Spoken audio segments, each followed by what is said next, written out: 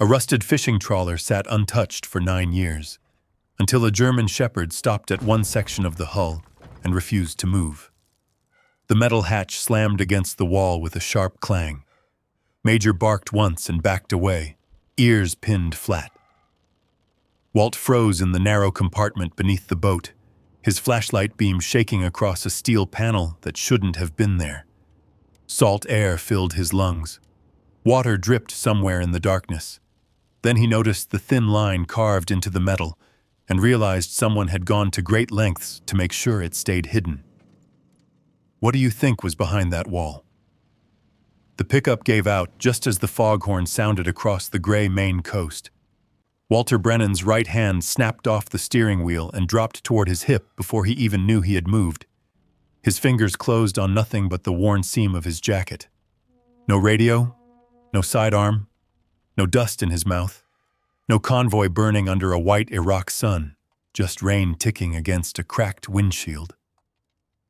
Major lifted his head from the passenger seat. The old German shepherd did not bark. He never did when Walt came back from someplace that was not really there. He simply leaned forward, pressed his black nose against Walt's wrist, and held it there until the old man's breathing remembered the year, the road, the cold. Walt kept both eyes on the empty highway ahead. The pickup rolled slower and slower, coughing once beneath the hood, then twice, then dying with a long metallic sigh. He guided it onto the shoulder with what little momentum remained. Gravel popped under the tires. The truck settled crooked beside a ditch full of brown grass and October rain. For a while, neither of them moved. The foghorn called again from somewhere beyond the trees. Walt closed his eyes for 1 second too long. Major nudged his wrist harder. "I'm here," Walt muttered. His voice sounded rough, like it had been left outside overnight. He turned the key. The starter clicked once and quit. He waited, turned it again. Nothing. Not even the sad grind of an engine trying to live. Walt sat back and stared at the dashboard. The fuel gauge hovered just above empty. The check engine light had been on for 6 weeks. A spiderweb crack cut across the windshield from the passenger side, right where a stone truck had kicked up gravel outside Bangor. Everything in that pickup had been failing in pieces, same as the man driving it. Major watched him with amber eyes gone cloudy around the edges. "Don't look at me like that," Walt said. "I know." The dog's ears moved once. Walt reached into the cup holder and counted what was left because counting was easier than thinking. 2 20s. $1 bill folded soft as cloth. 17 cents in change. $41.17. That was what remained after fuel, dog food, a coffee he should not have bought, and the last bottle of aspirin from a gas station in Ellsworth. He had once managed maintenance logs for diesel equipment in a forward operating base outside Mosul. He had once kept generators alive in sandstorms, patched fuel lines under mortar alarms, and taught younger soldiers how to listen to an engine before it failed. Now he could not keep one rusted pickup moving along a coastal road in his own country.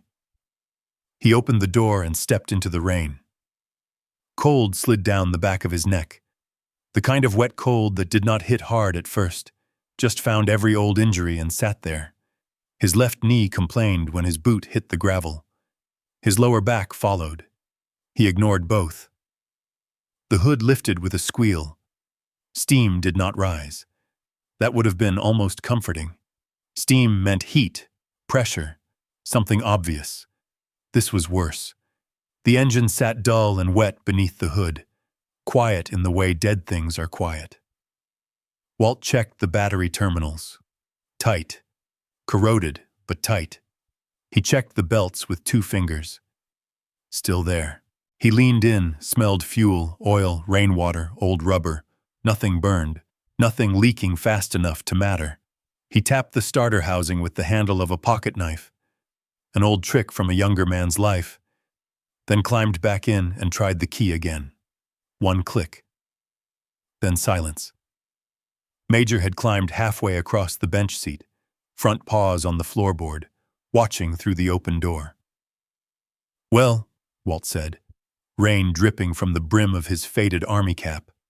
That's that. A logging truck roared past, spraying water across the shoulder.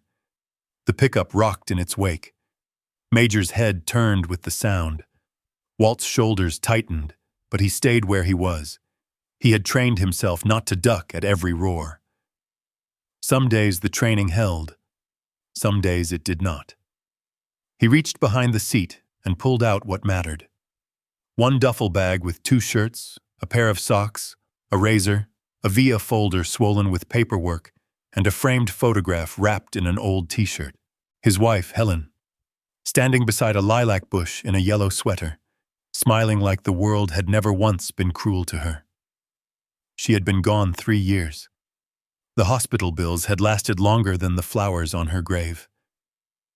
He took Major's leash, though the dog did not need it. Major jumped down slowly, favoring his right hip, then shook rain from his thick coat. The old shepherd stood beside the truck and looked down the highway, nose testing the wind. Walt locked the pickup out of habit. Then he looked at the keys in his palm and laughed once under his breath. Not like anybody's stealing her now. He left the keys under the driver's mat anyway. The road stretched ahead between dark pines and wet granite ledges. Beyond the trees came the low smell of tide water, fish, diesel, and storm. A gull cried somewhere out of sight. Walt adjusted the strap of the duffel on his shoulder and started walking. Major stayed at his left knee, not ahead, not behind, at his left knee, the way he had been taught. The rain softened into mist as the highway curved along the coast. Walt's boots slapped through shallow puddles.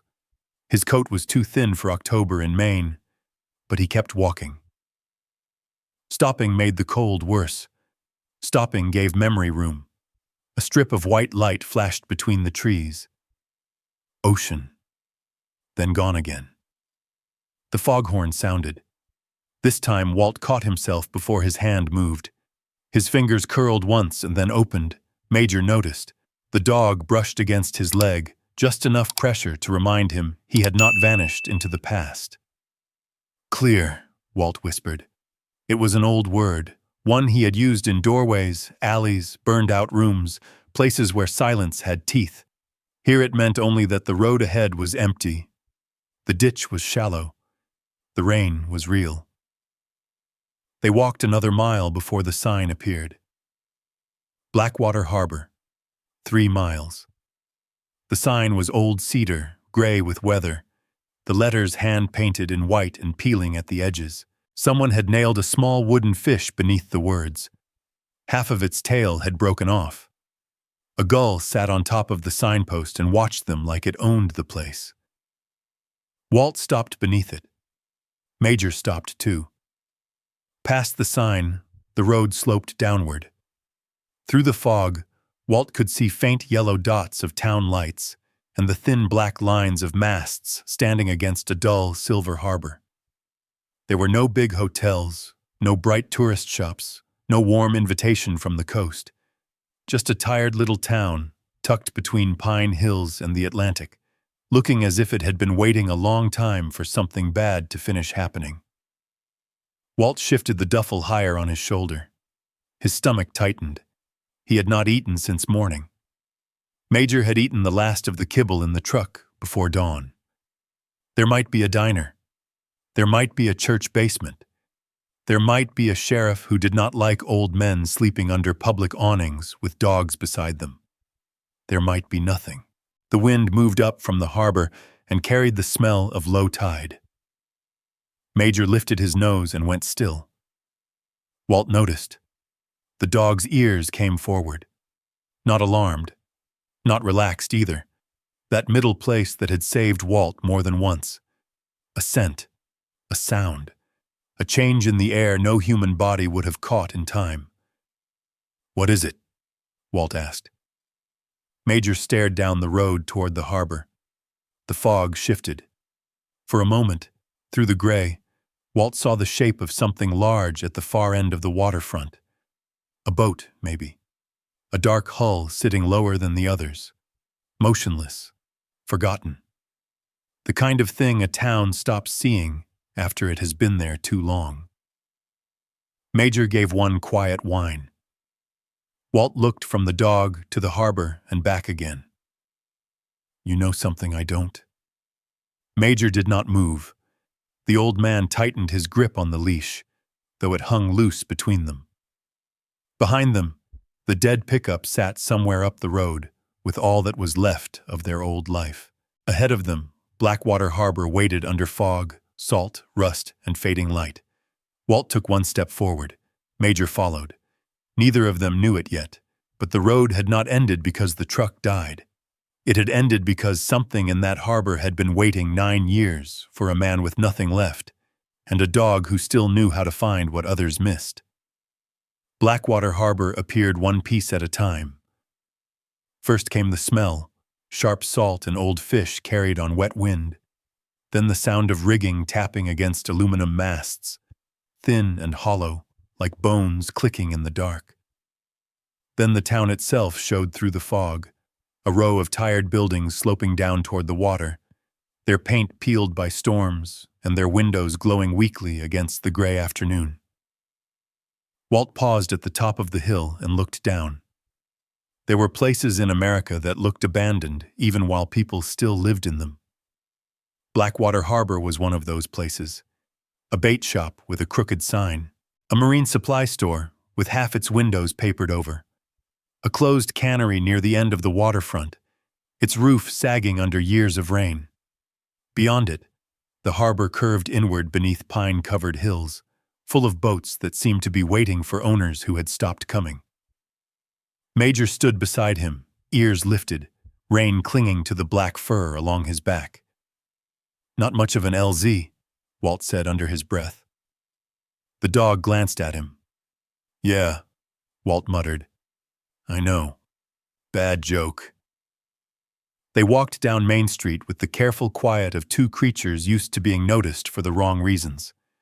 A woman carrying groceries looked at Walt's soaked coat, then at the duffel bag, then away. Two old men outside a hardware store stopped talking as Major passed. A pickup rolled by slowly, its driver watching through a half-open window.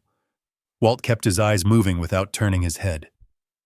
Storefront reflections, open doorways, parked trucks, second-floor windows. It was an old habit, and he no longer tried to unlearn it. Major's leash stayed loose. Near the corner where Main Street met the harbor road, a warm yellow light spilled from a diner with a wooden sign swinging above the door. The lantern table. The bell over the door gave a small, tired jingle when Walt stepped inside. Heat and the smell of chowder wrapped around him so suddenly that his knees nearly forgot their job. The place was narrow, with 6 booths along one wall, a counter with red stools, and fogged windows facing the harbor.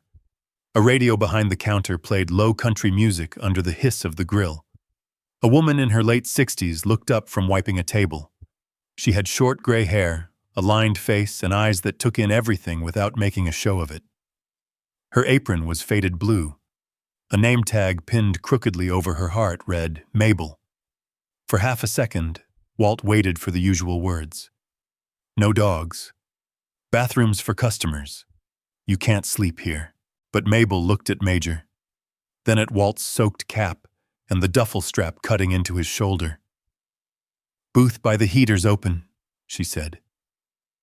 Dog can lie under the table if he behaves. He behaves better than I do, Walt said. One corner of her mouth moved. Most good dogs do. Walt slid into the booth. Major settled beneath the table, placing himself where he could see the door and still touch Walt's boot. Walt noticed that. He always noticed. He opened the menu and looked first at the prices. Coffee, toast, bowl of soup. He did the math slowly in his head, including Major's food, including the possibility that they might need bus fare, including the fact that his truck was 3 miles up the road turning colder by the minute. Mabel came over with coffee before he ordered. She set down a bowl of water beside Major. Kitchen made too much chowder, she said. Happens when the weather turns. If you don't help me get rid of some, it'll just end up in the trash. Walt looked up at her. He had heard pity before. It had a tone. This was not pity. This was a woman offering help with enough cover to let a man keep his face. That'd be a shame, Walt said. Mabel brought a bowl thick with potatoes, fish, onions, and cream, with 2 slices of bread on the side. Major lifted his head but did not move toward it. Walt broke off a piece of bread and held it under the table. Major took it gently. Mabel saw and said nothing.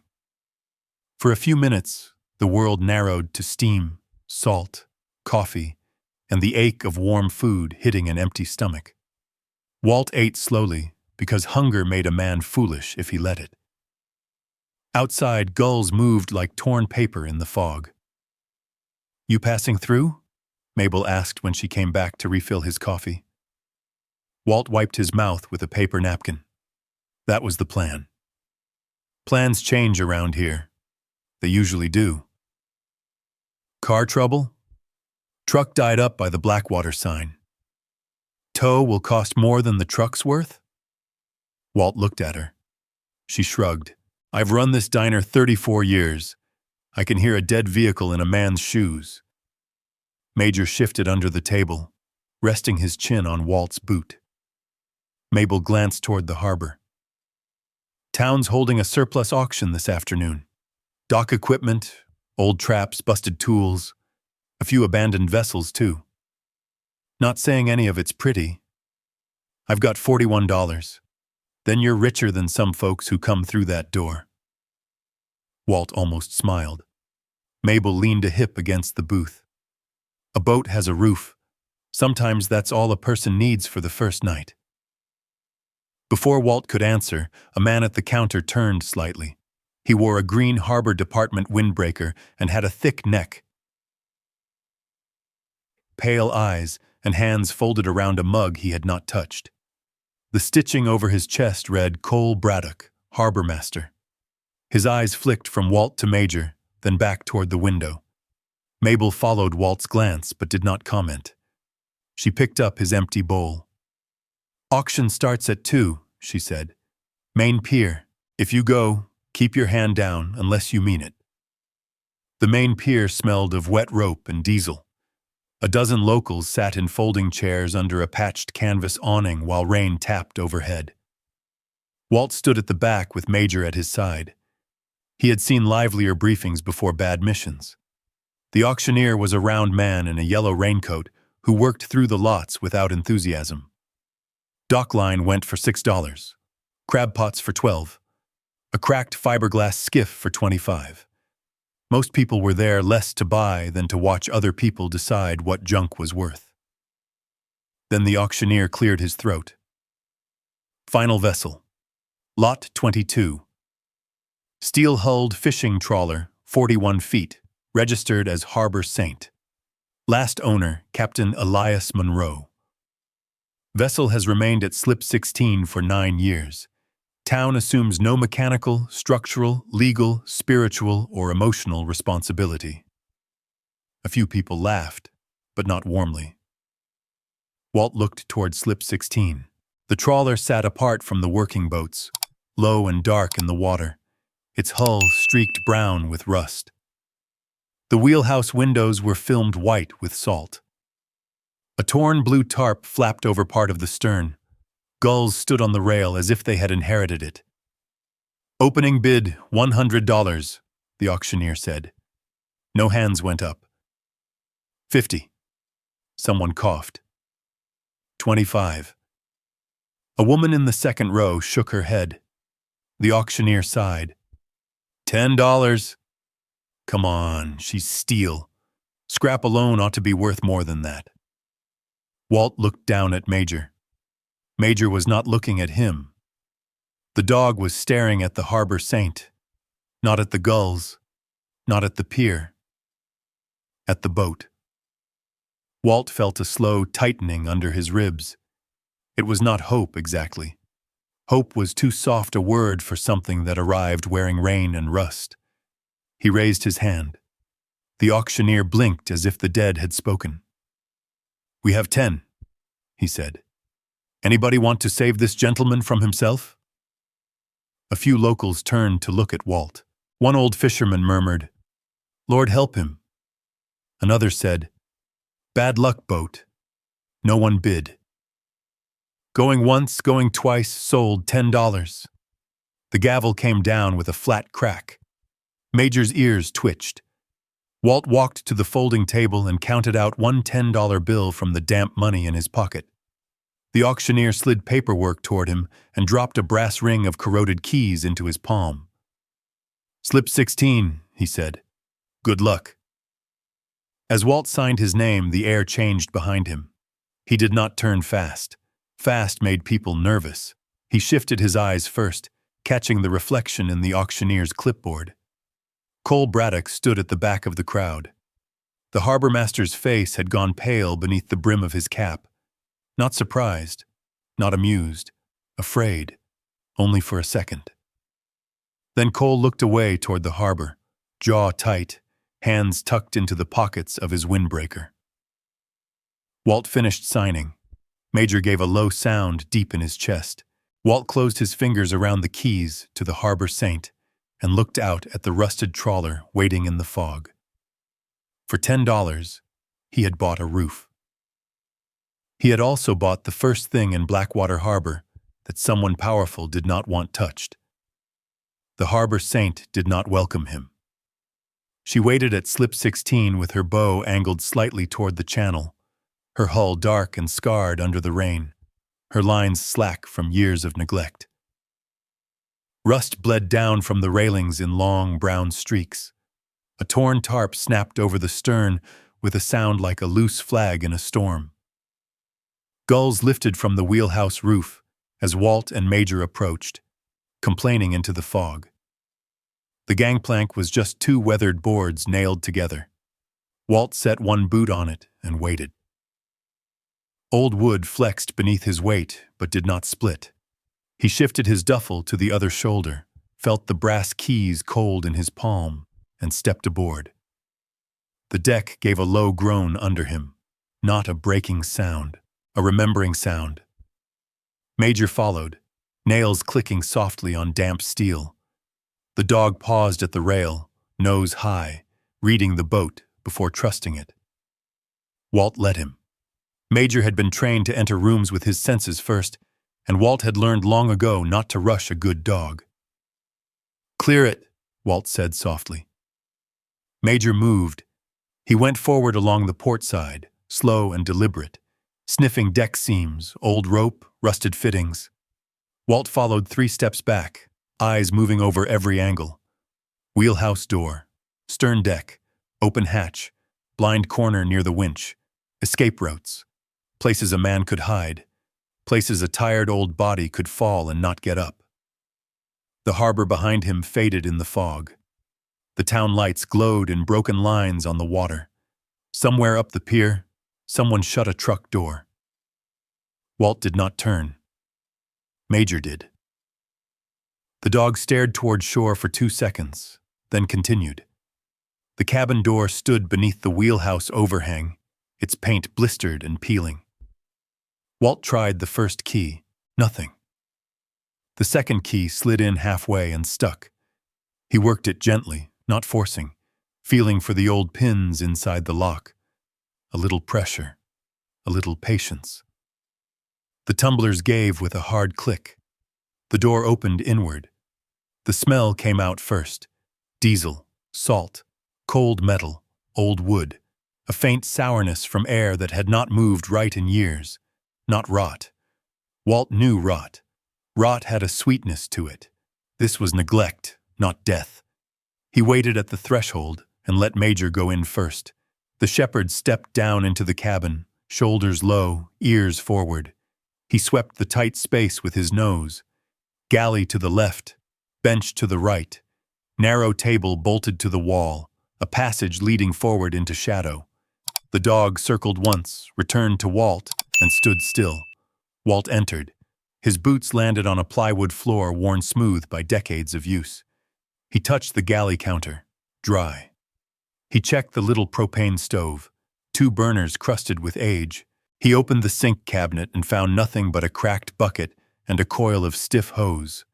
He looked into the bench storage and found 2 cans of beans, 1 dented can of peaches, and a box of matches sealed in a plastic bag. "That's dinner," he said. Major looked unimpressed. Forward, the berth was barely wide enough for 1 man and a dog who did not understand personal space. The mattress was thin, stained, but dry. A wool blanket lay folded at the foot, stiff with salt air. Walt lifted it, shook it out, checked for damp, insects, anything alive that had claimed it first. Nothing moved. Outside, rain tapped the wheelhouse roof in a steady rhythm. For the first time in months, Walt stood inside a place with walls, a door, and a roof he could close against the weather. He did not smile. Smiling would have made it feel fragile. He worked instead. Work was safer. He opened the windows to push out the stale air. He hauled dead leaves off the stern deck. He cleared gull droppings from the rail with a piece of scrap wood. He found a hose connection on the dock and rinsed the worst of the grime away, watching dirty water run toward the scuppers and spill back into the harbor. Major stayed near him, but never in the way. When a fisherman passed along the pier, Walt saw the man slow down. The fisherman looked at the harbor saint, then at Walt scrubbing the deck, then shook his head and kept walking. Walt kept working. By dusk, the rain thinned to mist, and the cabin smelled almost livable. He got 1 burner on the propane stove to catch after cleaning the valve with his pocket knife. The flame came up blue and small. He heated the beans in a dented saucepan he found hanging behind the galley. He ate half and saved half. Major got the last piece of bread from Mabel's diner, softened with a little warm water. The dog ate, then licked the bowl clean with old dignity. "Don't start expecting table service," Walt said. Major sneezed once and lay down under the table. Night settled around the harbor. Blackwater did not go fully dark. A few porch lights burned along Main Street. The lantern table glowed warm across the water. Red and green channel markers blinked beyond the breakwater. But the fog swallowed distance, and soon the whole world seemed no larger than the boat, the dock, and the black water breathing against the hull. Walt made his rounds before lying down. He checked the cabin door, checked the hatch, checked the dock lines, though he barely trusted the knots someone else had left. He retied 2 of them by feel. He noted which boards on deck gave a higher sound underfoot. He marked the loose step near the wheelhouse with a strip of rag. Major watched from the cabin doorway. "Old habits," Walt said. The dog's tail moved once. In the forward berth, Walt took off his wet boots and set them facing the door. Another old habit. If he had to move fast, he wanted his feet going the right direction before his head caught up. He laid Helen's photograph on the narrow shelf by the berth. In the dim light from a battery lantern, her face looked softer than the glass allowed. Yellow sweater, lilac bush. One hand lifted because she had been telling him not to take the picture until she fixed her hair. He had taken it anyway. "You'd hate this boat," he whispered. The hull answered with a soft creak. Major climbed into the berth without invitation, turned in a tight circle, and settled against Walt's legs. The mattress sagged under both of them. Walt let his hand rest on the dog's ribs and felt the slow rise and fall. For a while, sleep almost came. Then a line clanged against a mast outside. Metal on metal, sharp, repeating, hollow. Walt's eyes opened. The sound struck again. For 1 second, he was not in Maine. He was inside an armored vehicle under a hard white sky, hearing rounds tick against metal somewhere too close. A young corporal yelling contact left, somebody's hand slipping from a blood-slick door handle. His back hit the cabin wall before he knew he had moved. His breath came short. His right hand searched the darkness for a weapon that had not been there in years. The berth became too narrow, the air too thin. The cabin door was the only exit, and every nerve in his body knew something was on the other side. Major was already up. The shepherd did not panic. He stepped over Walt's legs and placed himself between Walt and the cabin door, broad chest squared, head low, ears forward, not attacking, blocking, anchoring. Another clang outside. Walt flinched. Major turned his head and pressed his shoulder into Walt's knees. That pressure found him, not all at once. First, the smell came back, diesel and salt, not dust. Then the rain. Then the soft slap of harbor water against steel. Then Major's warmth. Then the ache in Walt's old knee. Then the lantern glowing weakly near the galley. Maine, October. Harbor Saint. Walt lowered his hand. "Clear," he whispered, though no room had been cleared. Major stayed where he was until Walt's breathing slowed. The foghorn called beyond the breakwater, low and mournful. Walt closed his eyes and counted 4 breaths in, 6 breaths out. A therapist at the VA had taught him that. He had hated her for it at first. Then, some nights, it worked. This was one of those nights. He swung his feet to the floor and stood. If he stayed in the berth, the walls would keep moving closer. He took the lantern and stepped into the main cabin. Major followed. The boat shifted gently under them. Walt climbed into the wheelhouse. The glass was cloudy with salt, but through it he could see the pier, the dim buildings, and the fog moving across the harbor in gray sheets. No convoy, no muzzle flash, no burning rubber, just a line tapping against a mast on the next slip over. Walt stood there a long time, one hand on the wheel. The wheel was old wood, cracked under his palm, worn smooth where another man's hands had held it for years. Captain Elias Monroe's hands, maybe. The missing owner. The man Blackwater Harbor had turned into a ghost story. Walt looked around the wheelhouse. A compass sat above the dash, its glass cloudy but intact. A cracked radio hung from a bracket. Charts curled in a corner beneath a strip of mildew. On one wall, someone had scratched a small cross into the paint with a knife point. Major stepped past him. The dog lowered his head, sniffed along the wheelhouse floor, then moved to the narrow stairs leading down toward the engine compartment. Walt watched him. "Major." The dog stopped halfway down. His body went still. Not curious, not tired. Still. The same stillness he had shown years ago before a buried wire showed under a patch of road in Anbar province.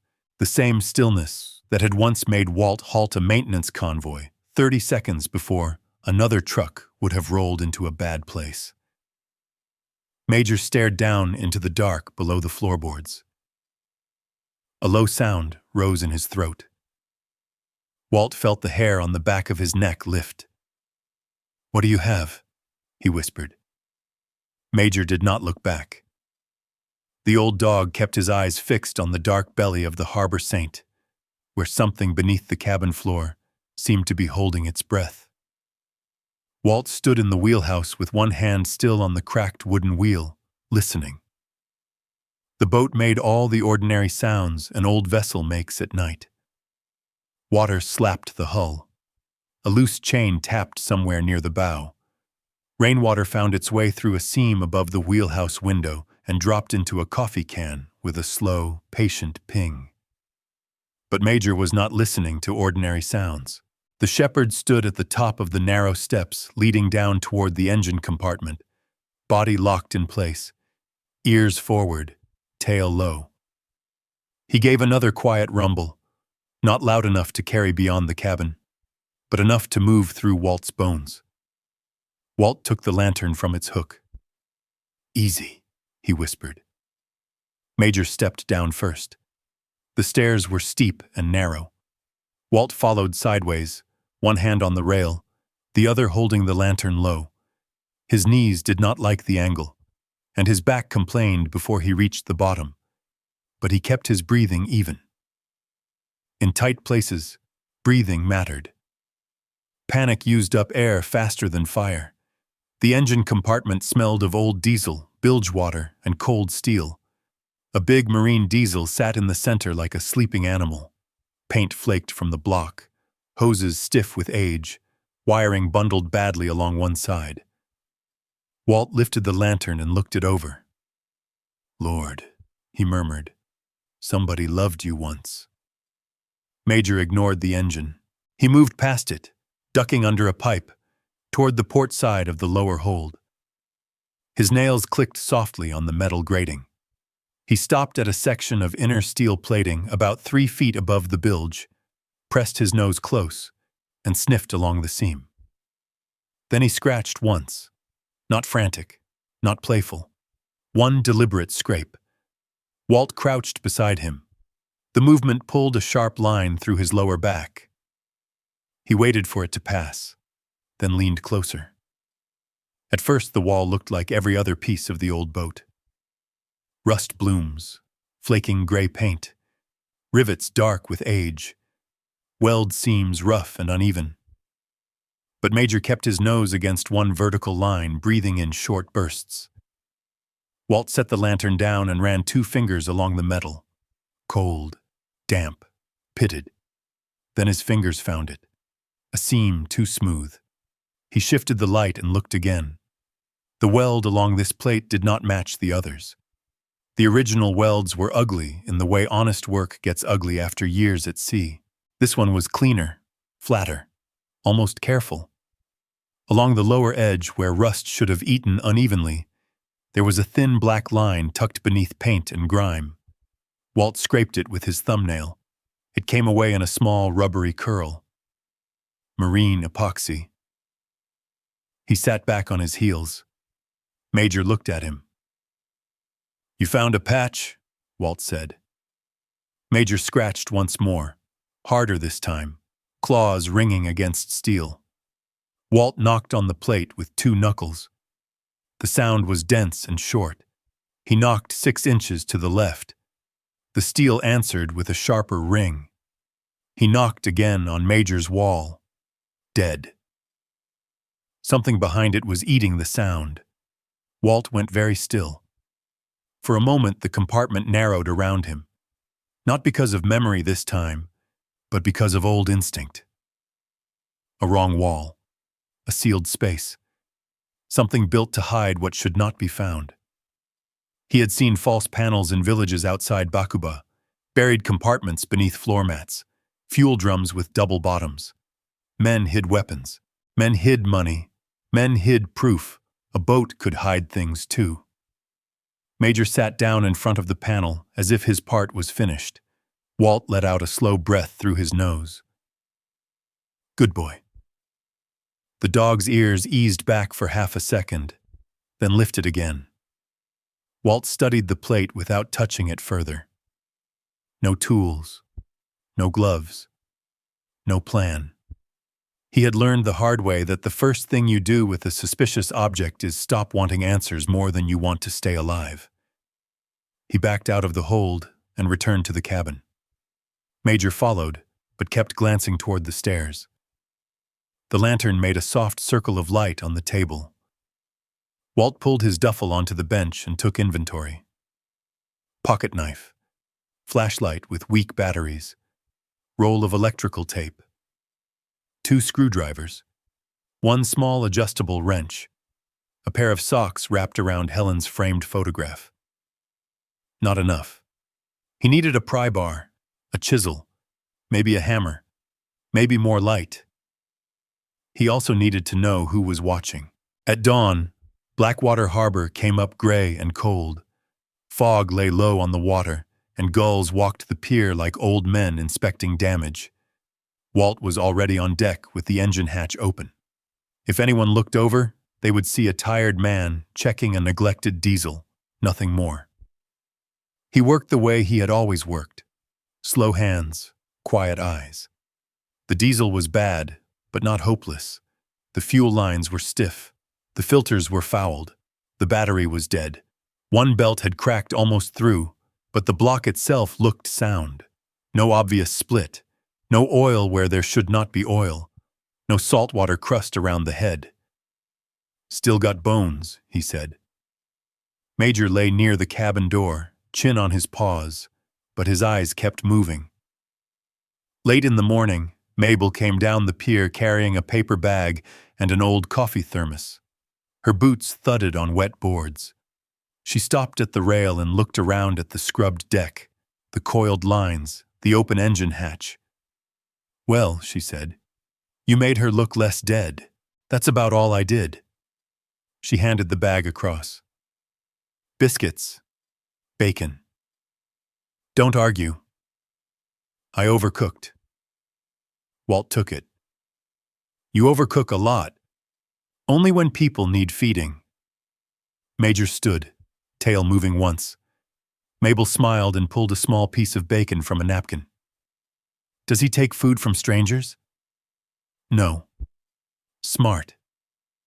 She gave the bacon to Walt, and Walt gave it to Major. The dog accepted it with solemn care.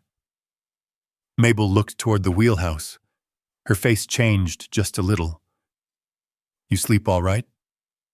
"Well enough. That boat can talk at night." "Most old things do." She nodded, but her eyes stayed on the harbor saint. Elias used to say she knew more than the harbor office. Walt kept his expression still. "Elias Monroe? You hear enough stories yet?" "Only that he vanished and folks don't like his boat."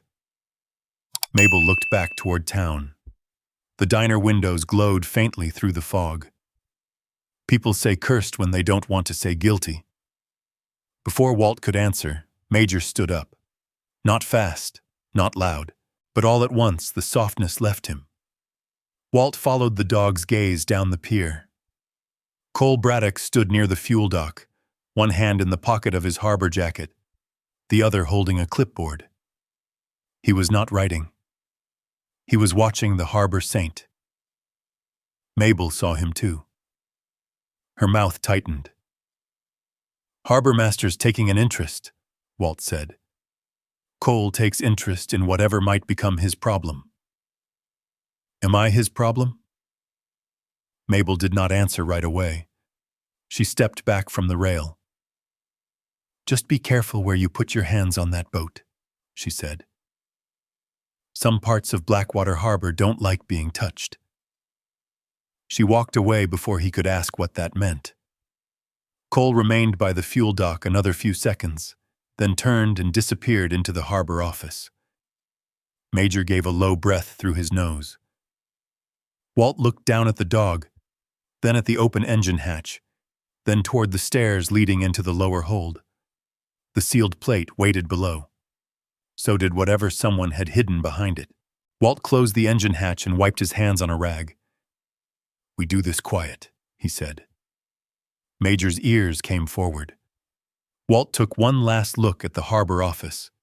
Then he went to find tools before Cole Braddock came back.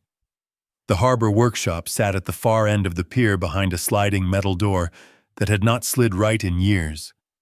Walt pushed it open with his shoulder. The door complained across its track, loud enough that he stopped halfway and listened. Rain clicked on the roof.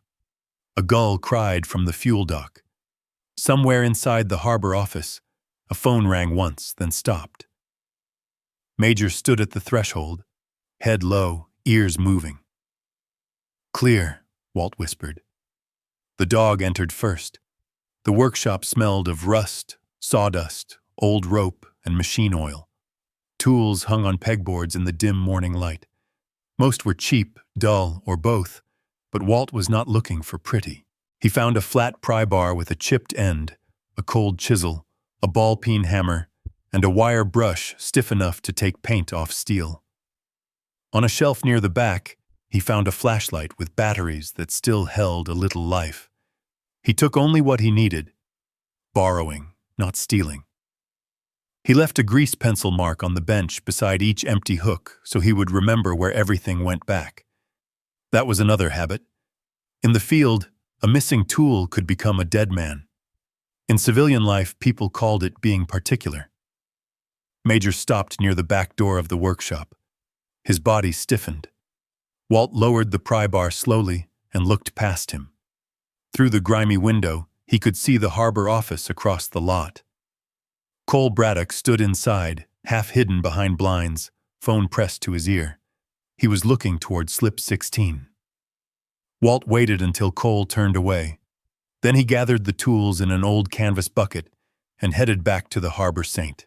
He did not go straight down into the hold. First, he walked the deck, bow to stern, port to starboard.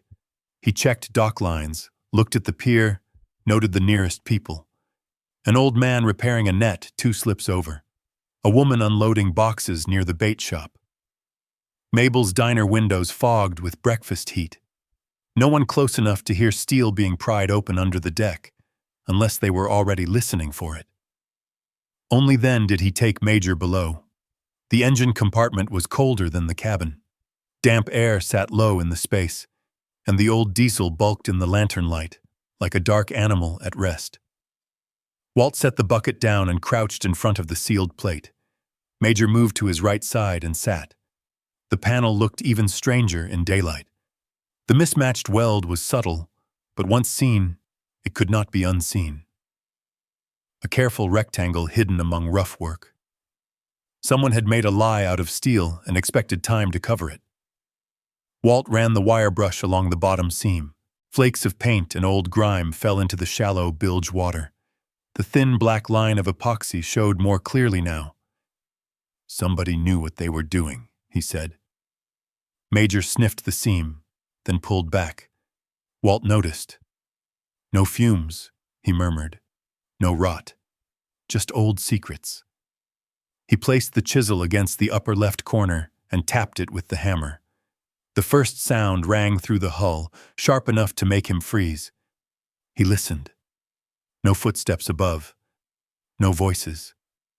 He tapped again, lighter this time. The epoxy did not give. He adjusted the angle and worked the chisel under a place where the sealant had dried thinner. Tap, pause, tap, pause. The rhythm settled into his hands. Not fast, not desperate. The kind of patient work that had kept trucks running in places where replacement parts came late, or not at all. Sweat gathered under his collar despite the cold.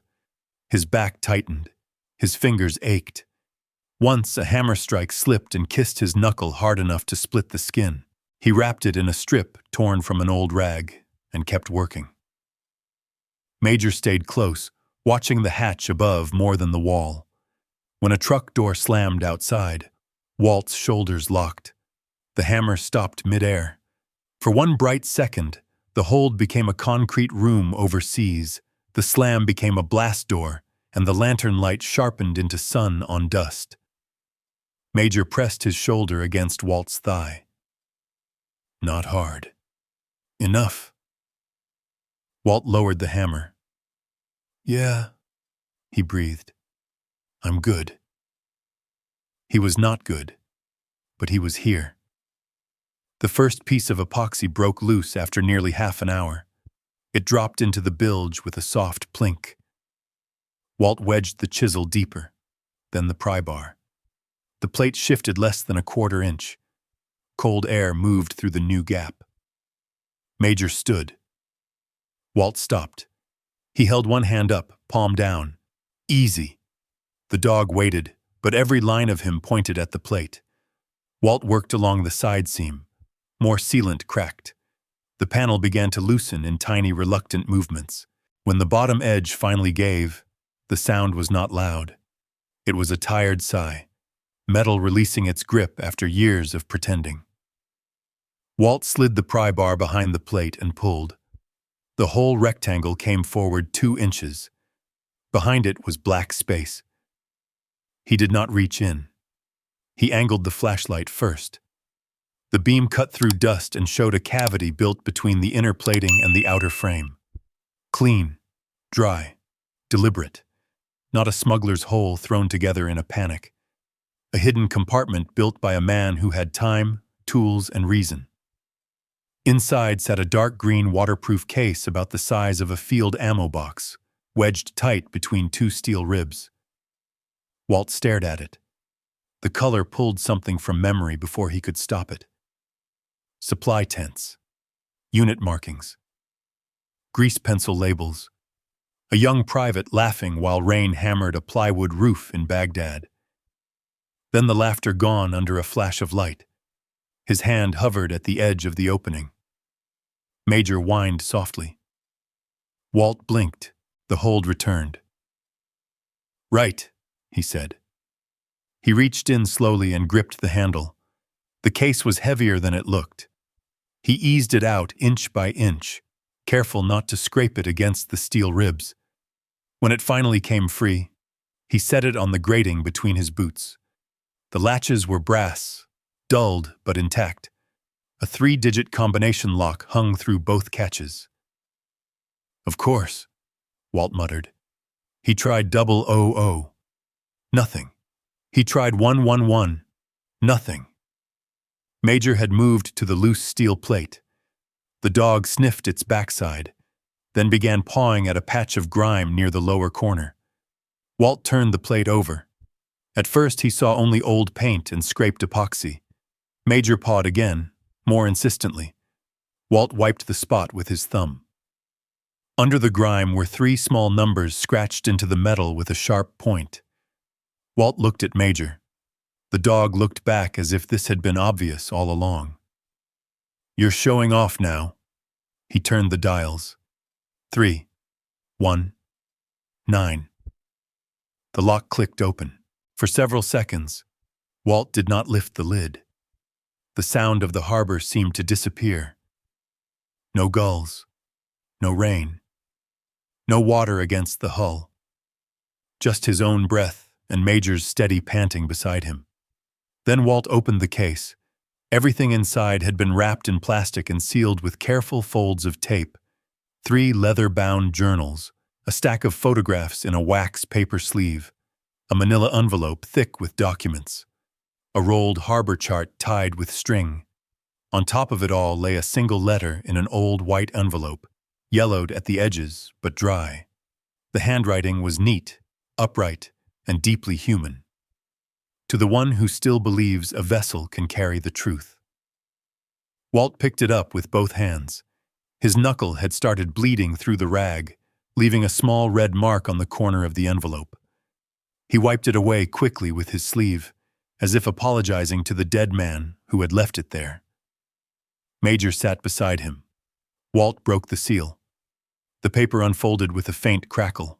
"My name is Captain Elias Monroe," the first line read. "I served 6 years in the United States Navy and 43 years on the water out of Blackwater Harbor. If you are reading this, then the harbor saint has survived longer than the men who tried to bury what she carries." Walt stopped reading. A noise moved above them. One board creaked on deck, then another. Major's head snapped toward the hatch. Walt folded the letter once, slowly, and slid it inside his jacket. He closed the case, snapped the latches without locking them, and killed the flashlight. The lower hold dropped into shadow. Footsteps crossed above the cabin. Not gulls, not rain. A man's weight. Major made no sound now. He only moved between Walt and the stairs, low and ready. Walt put one hand on the dog's back and listened, as whoever stood above them paused directly over the sealed compartment that was no longer sealed. The footsteps did not move for a long time. Walt kept his palm on Major's back, feeling the dog's muscles hold like a drawn wire. The old shepherd's breathing stayed low and steady. Above them, a board creaked once beneath the weight of whoever stood on deck. Then came the faint scrape of a shoe turning.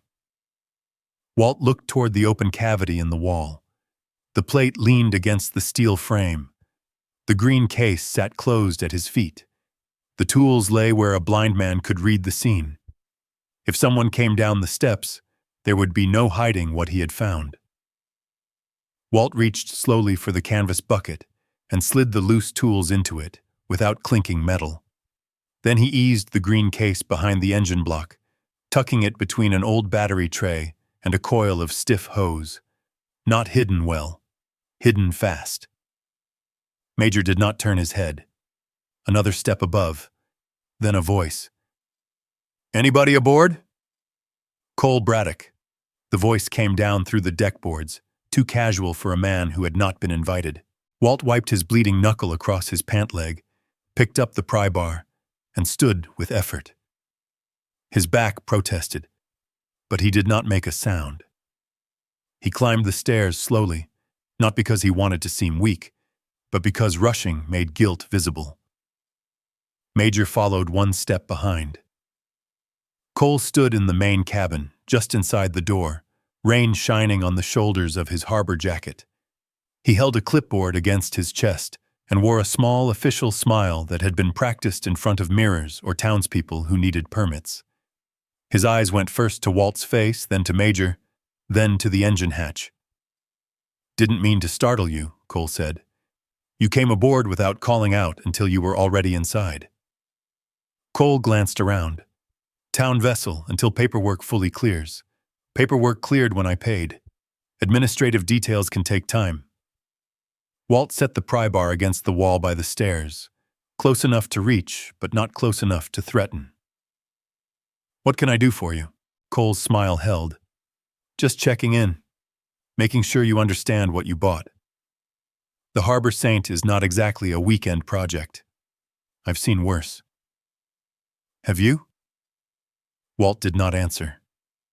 Major stepped forward half an inch. Cole's eyes dropped to the dog and stayed there. "You might want to keep him tied. Harbor has rules. He's under control. So was that boat once." The words sat in the cabin with the smell of wet wool and old diesel. Cole tapped his clipboard. "I'll be around later this week for a safety review. Fire equipment, bilge pump, electrical hazards. Nothing personal, just code." "Code waited 9 years?" Cole's jaw moved once. Then the smile returned, thinner now. 9 years. Nobody was living on it. Walt nodded as if that were answer enough. Cole looked past him toward the lower steps again. "You been doing work down there?" "Looking at the engine. Find anything interesting?" Walt held his gaze. "Rust," he said. For a moment, the harbor outside seemed to go quiet. Cole's eyes narrowed just enough for Walt to see the man behind the office title. Not angry. Not yet. Measuring. Then Cole stepped back toward the cabin door. "Well, don't get in over your head, Mr. Brennan. This town has a way of taking more from a man than he expected." He left without waiting for a reply. Walt stood motionless until the footsteps crossed the deck, then the gangplank, then it faded along the pier. Major stayed at the door, watching. Only when Cole disappeared behind the harbor office did Walt go back below and retrieve the green case. This time, he brought it to the cabin table, pulled the curtains across the cloudy windows, and wedged a chair under the door handle. Not much of a lock, but enough to make noise. Major lay beneath the table, nose pointed toward the door. Walt unfolded Elias Monroe's letter again. The first page was steady. The second was not. The handwriting remained neat, but the pressure changed, as if the pen had been pushed harder through the paper near the end. "My name is Captain Elias Monroe.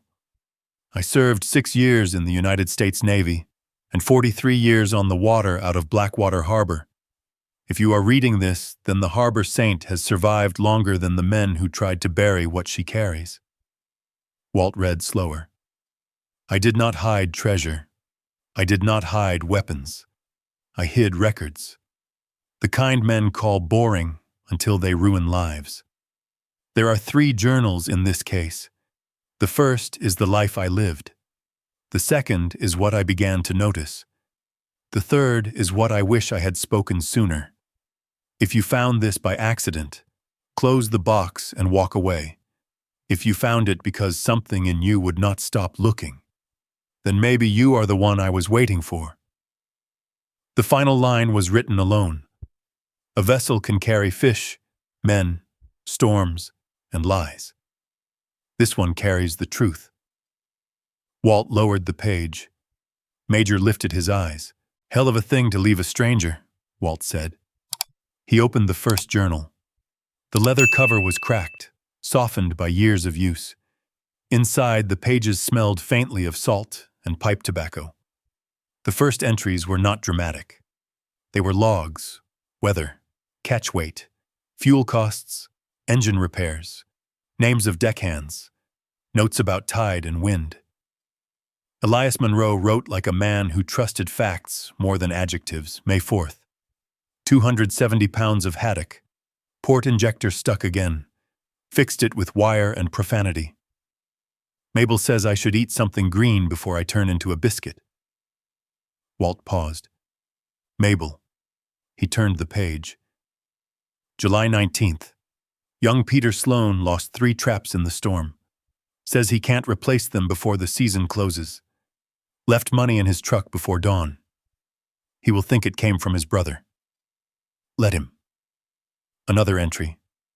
October 2nd. Mrs. Hanley's furnace failed. Oil company would not deliver until old balance was paid.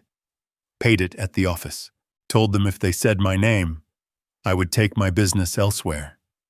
They laughed, but they did it. Walt leaned back slowly. The rain tapped the cabin roof. The harbor moved softly beneath him. He kept reading. Entry after entry, year after year, the same pattern emerged. Elias Monroe had earned modestly, spent almost nothing, and sent the difference into the cracks of other people's lives. A widow's prescription, a fisherman's dock fee, a child's winter coat, a mortgage payment made 1 month before foreclosure. An anonymous envelope slipped under a diner door after Mabel's husband had taken ill and the bank threatened the place. Walt looked toward the window, where the blurred yellow light of the lantern table glowed through mist. She knows some of it, he murmured. Not all. Major shifted under the table. Walt turned another page. December 24th. Paid the breakfast tabs at Mabel's for every man who came in before 6. The boys laughed when they found out nobody owed. Good sound. Better than bells. Walt's thumb rested on the page. He could hear Helen laughing in their old kitchen, years before the cancer took her hair, before bills came in envelopes too thick to open standing up. She had made him pancakes on Christmas Eve because neither of them wanted turkey. She had said traditions only mattered if they kept people warm. He had sold the kitchen table after she died. The journal blurred. Walt blinked once, hard, and kept reading. Elias had not written like a saint. He complained about weather, about lazy deckhands, about bait prices, about gulls stealing from his cooler.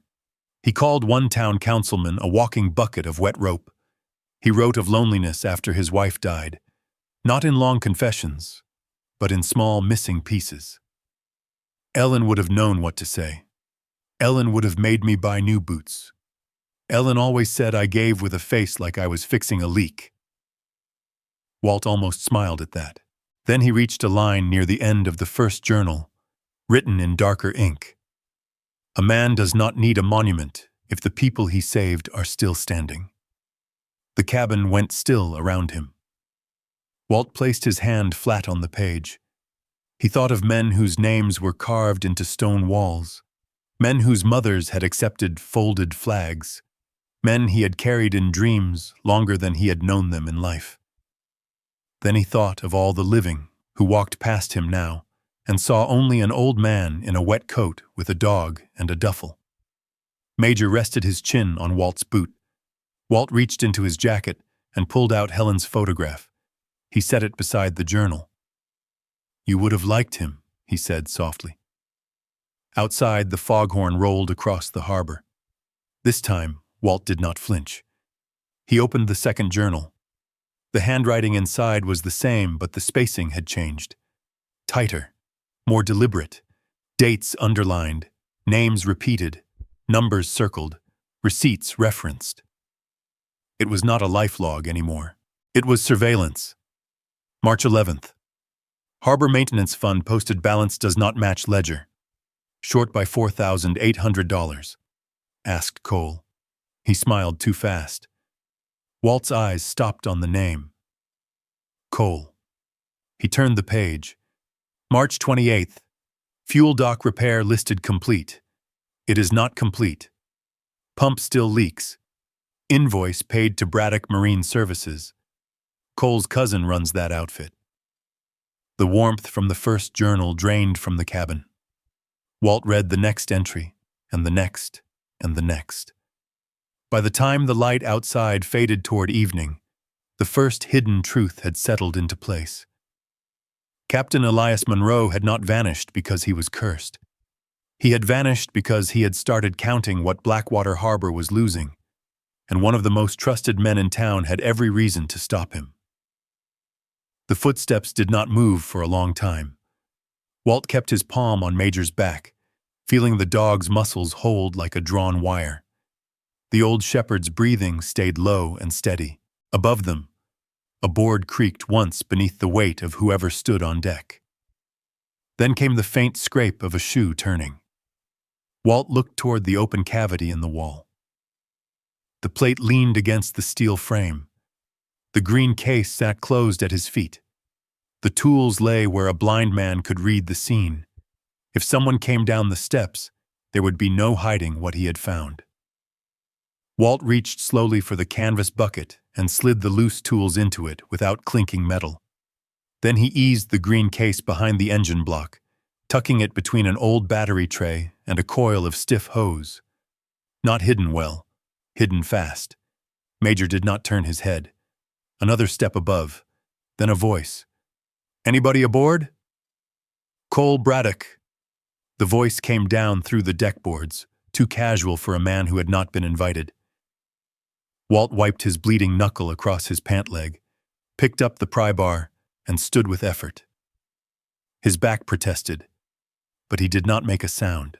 He climbed the stairs slowly, not because he wanted to seem weak, but because rushing made guilt visible. Major followed one step behind. Cole stood in the main cabin, just inside the door, rain shining on the shoulders of his harbor jacket.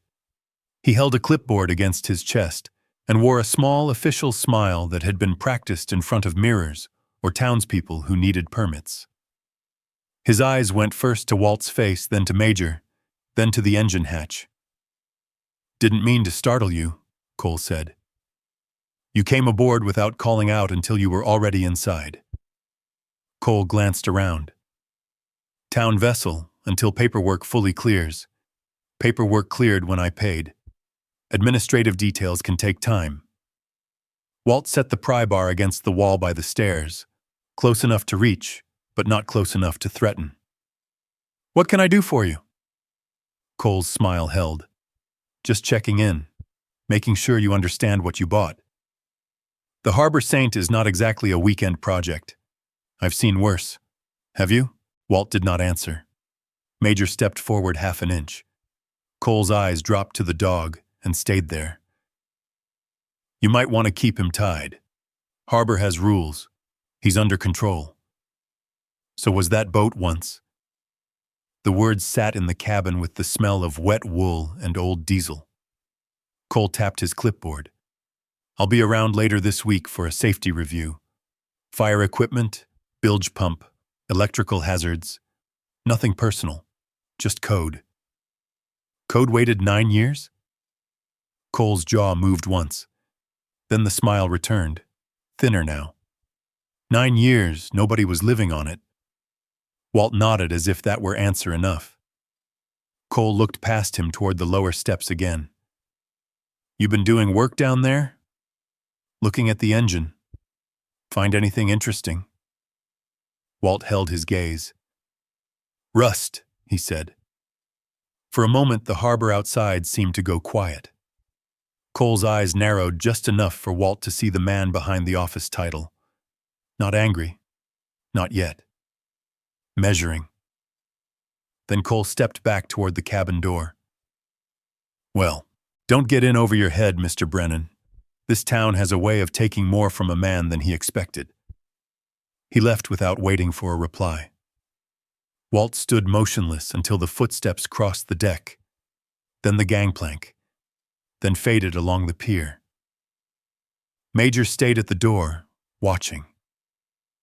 Only when Cole disappeared behind the harbor office did Walt go back below and retrieve the green case. This time he brought it to the cabin table, pulled the curtains across the cloudy windows, and wedged a chair under the door handle. Not much of a lock, but enough to make noise. Major lay beneath the table, nose pointed toward the door.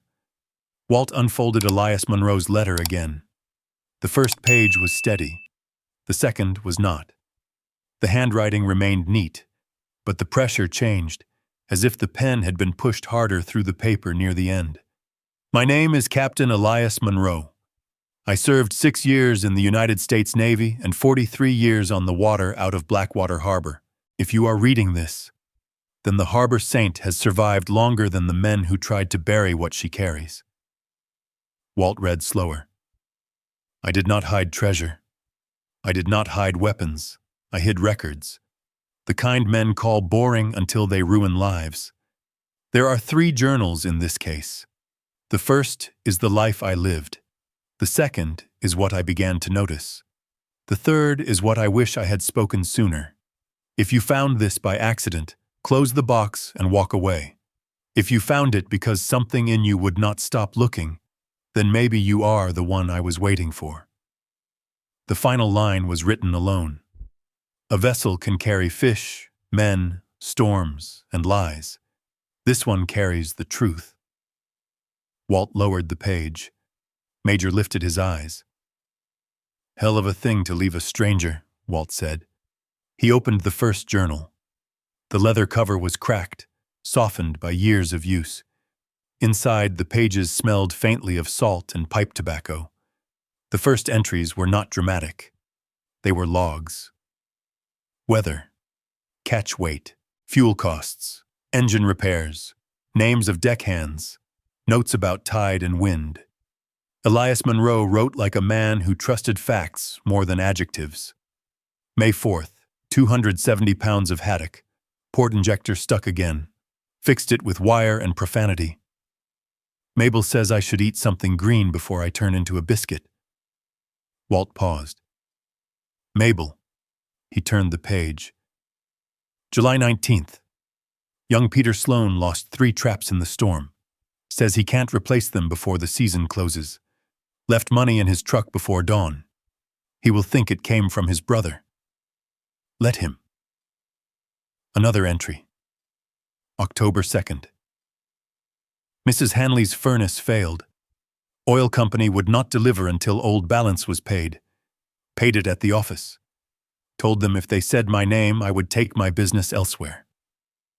They laughed, but they did it. Walt leaned back slowly. The rain tapped the cabin roof. The harbor moved softly beneath him. He kept reading. Entry after entry, year after year, the same pattern emerged. Elias Munro had earned modestly, spent almost nothing, and sent the difference into the cracks of other people's lives.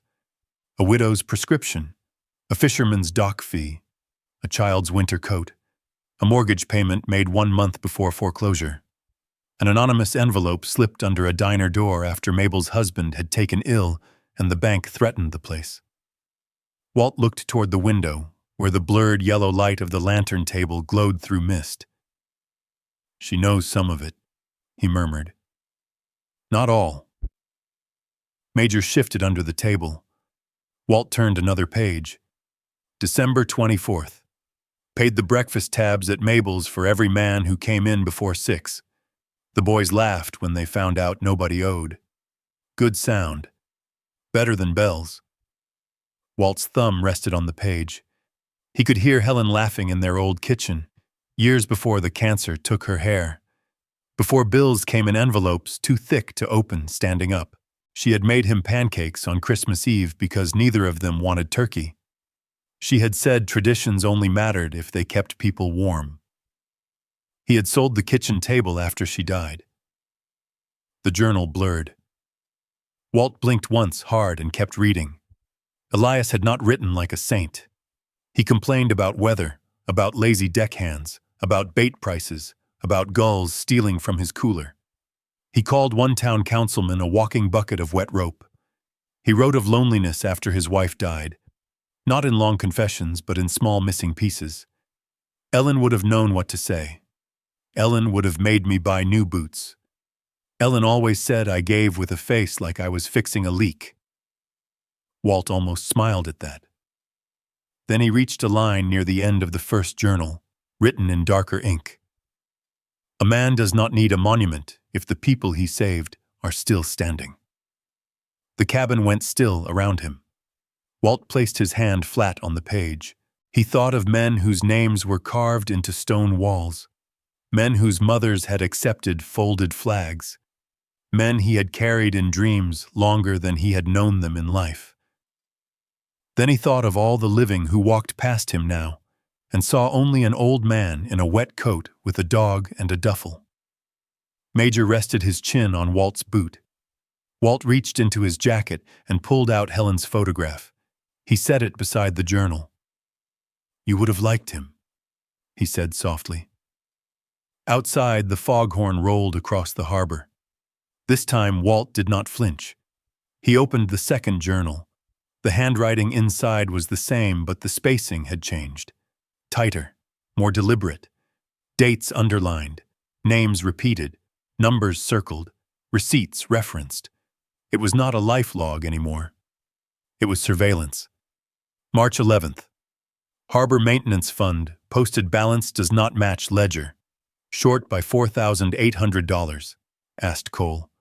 He smiled too fast. Walt's eyes stopped on the name. Cole. He turned the page. March 28th. Fuel dock repair listed complete. It is not complete. Pump still leaks. Invoice paid to Braddock Marine Services. Cole's cousin runs that outfit. The warmth from the first journal drained from the cabin. Walt read the next entry, and the next, and the next. By the time the light outside faded toward evening, the first hidden truth had settled into place. Captain Elias Monroe had not vanished because he was cursed. He had vanished because he had started counting what Blackwater Harbor was losing, and one of the most trusted men in town had every reason to stop him. Walt did not sleep that night. He sat at the fold-down table while rain combed the windows and the lantern burned low, turning the cabin walls the color of old bone. Major lay beneath the table, but not fully at rest. Every few minutes, one ear lifted toward the dock, then lowered again when the sound proved harmless. The second journal stayed open under Walt's hands. It was not a diary anymore. It was a case file. Elias had written dates in the margins, circled figures, copied invoice numbers with the clean patience of a man who knew the truth needed more than anger. He tracked harbor money the way a boatswain might track weather. Maintenance fund deposits, county grants, emergency repairs, fuel dock upgrades, seawall reinforcement, navigation lights. Every line told the town that work had been done. Every photograph said it had not. Walt spread the papers from the manila envelope across the table. There were copies of checks made out to Braddock Marine Services. There were council-approved budgets for new pilings on the South Pier, though Walt had walked that pier himself and seen old wood soft enough to flake under a thumbnail. There was a receipt for LED channel markers dated 4 years ago, but the lights beyond the breakwater still blinked from rusted housings patched with electrical tape. He picked up a photograph. A fuel dock pump, leaking diesel into a rainbow puddle. On the back, Elias had written, "Listed as replaced, still leaking." Cole signed completion. Walt set it down. The old anger came in quiet. Not hot, not loud. The kind that made a man sit straighter and stop wasting motion. He had seen this before in other shapes. Supply money that never reached the unit. Equipment logged as delivered but missing when men needed it. Men at desks who believed a signature could cover a wound in the world. But out there, in the real weather, people paid for missing things with their bodies. Here, it was the fishermen, the families, the town. The third journal was worse. The handwriting grew tighter. June 3rd, asked Cole again about the North Seawall allocation. He laughed and told me to enjoy retirement. I told him water does not retire. June 19th. Mabel says the Rourke boy nearly lost a foot when the pier board gave way. That pier was marked repaired last winter. No repair was made. July 8th. Cole came aboard after dark. Told me I was making enemies. I told him a harbor already has enough enemies without thieves wearing town jackets. Walt paused there. Major lifted his head. The word thieves seemed to weigh down the cabin. Walt turned the page. August 2nd. 2 men watched the Saint from the fuel dock. Not local. Clean boots. Rental truck. Cole stayed in his office and never once looked surprised. August 9th. I copied everything. Bank records, council minutes, invoices, photographs. Hid originals where she will keep them dry. August 14th. If I disappear, start with the fuel dock records. Walt read that line 3 times. If I disappear. Not if something happens. Not if there is trouble. If I disappear. Major stood suddenly. Walt froze with one hand on the page. The dog moved to the cabin door and stared through the cloudy glass toward the pier. Walt rose without turning on any extra light. He took 2 steps to the side of the window, not in front of it, and lifted the edge of the curtain with one finger. The harbor was mostly dark. Fog had settled low over the water, silver around the dock lamps. The harbor office sat across the pier with one light burning in the back room. Cole Braddock's truck was parked beside it. Walt let the curtain drop. Major gave one soft breath through his nose. I see it, Walt whispered. He returned to the table and began packing the papers carefully. Not all of them together. That was how a man lost everything at once. He put the first journal back in the green case. The second went beneath a loose board under the berth. The photographs slid inside the lining of his duffel. The letter from Elias he folded and tucked behind Helen's photograph in his jacket pocket. The third journal stayed on the table. He needed it close. Near dawn, he heard the tape. A soft slap against the wheelhouse door. Walt opened the cabin door just enough to look out. A plastic sleeve had been taped to the glass, rain beading on its surface. He stepped onto the deck with Major at his heel and peeled it off. Official notice of harbor safety violation. His eyes moved down the page. Non-functional bilge pump. Missing fire suppression equipment. Unsafe electrical wiring. Unauthorized occupancy.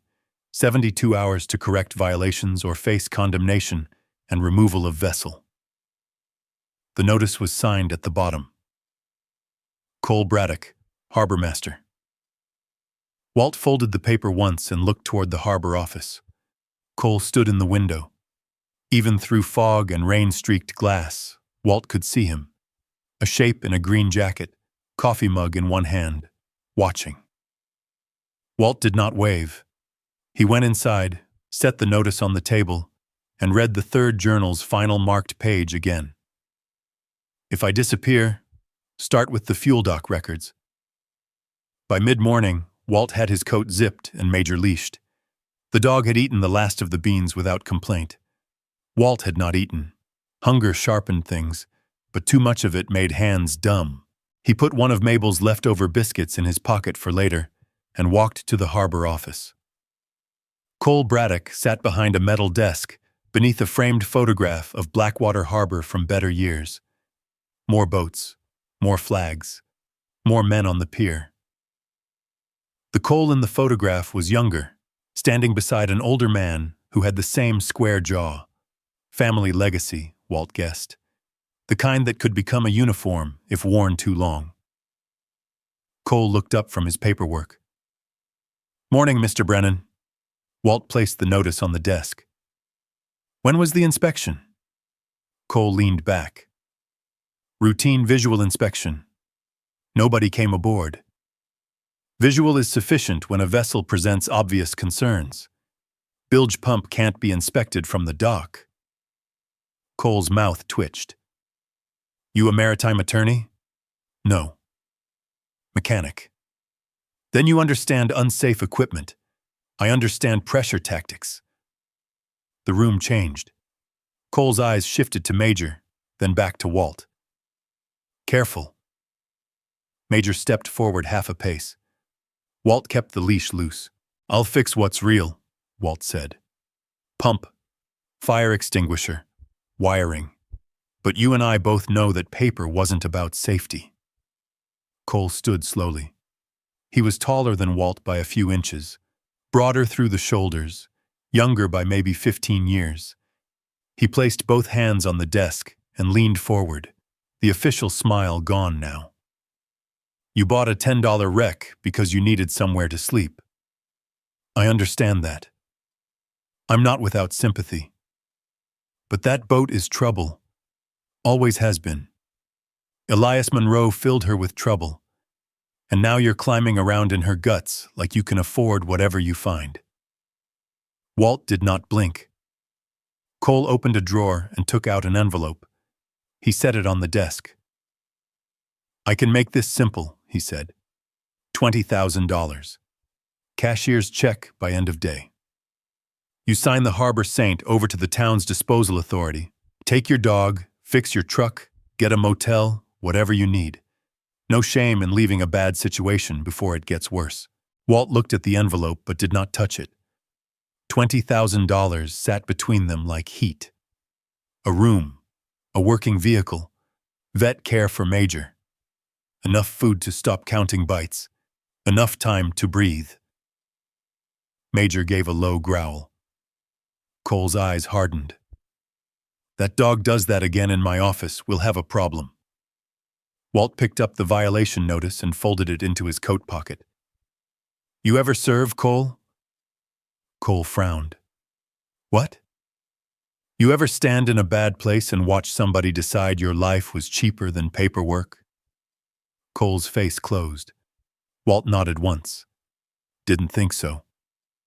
He turned toward the door. Cole's voice followed him, flat now. 72 hours, Mr. Brennan. Then I can remove that boat from my harbor. Walt stopped with his hand on the knob. Elias's words sat in his jacket beside Helen's picture. A vessel can carry the truth. Walt looked back. Your harbor? He said.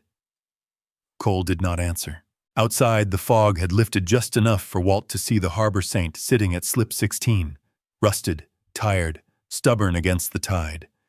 Major pressed against his leg. Walt started walking back. The offer had answered one question. Cole Braddock did not just want the boat gone. He was afraid of what it had already started to say. The walk back to slip 16 felt longer than it had that morning. Walt kept his pace even, but Major knew.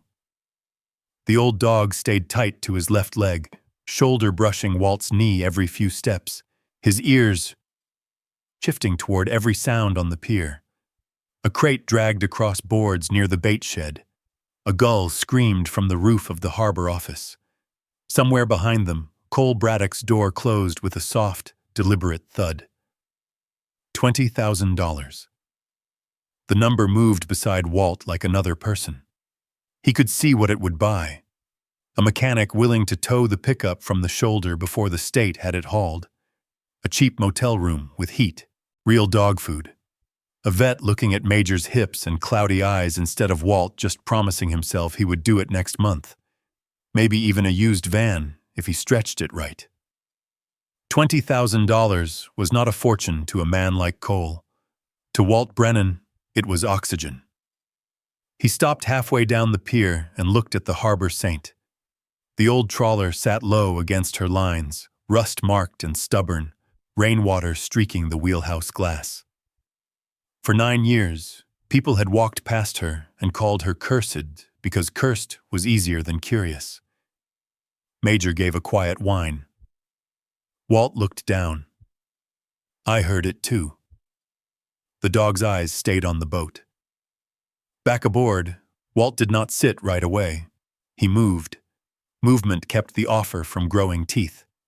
He checked the bilge pump first, The float switch was stuck with grime. 10 minutes with a rag and a screwdriver freed it. The pump coughed, whirred, and spat old water through the discharge line. Not pretty, but functional. He found a cracked fire extinguisher bracket near the galley, but no extinguisher.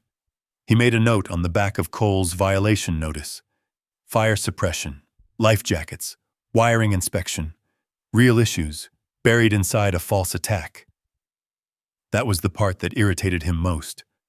Cole knew enough to mix truth with threat.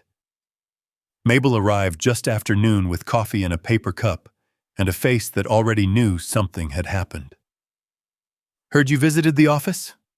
she said from the dock. Walt stepped to the rail. "Harbor news travels fast. In Blackwater, gossip's the only thing with a working motor." She looked past him at the cabin door. "He offer money?" Walt did not answer right away. Mabel nodded once as if his silence had spoken. "Thought so. You know why? I know Elias came into my diner 3 days before he vanished and asked me who still owned a fax machine." "A fax machine?" "He had papers, a lot of them. Wouldn't say what. Ordered coffee. Didn't drink it. Kept looking at the harbor office through the window." She looked toward Main Street, then back at Walt. "I should have asked more. We always think that after."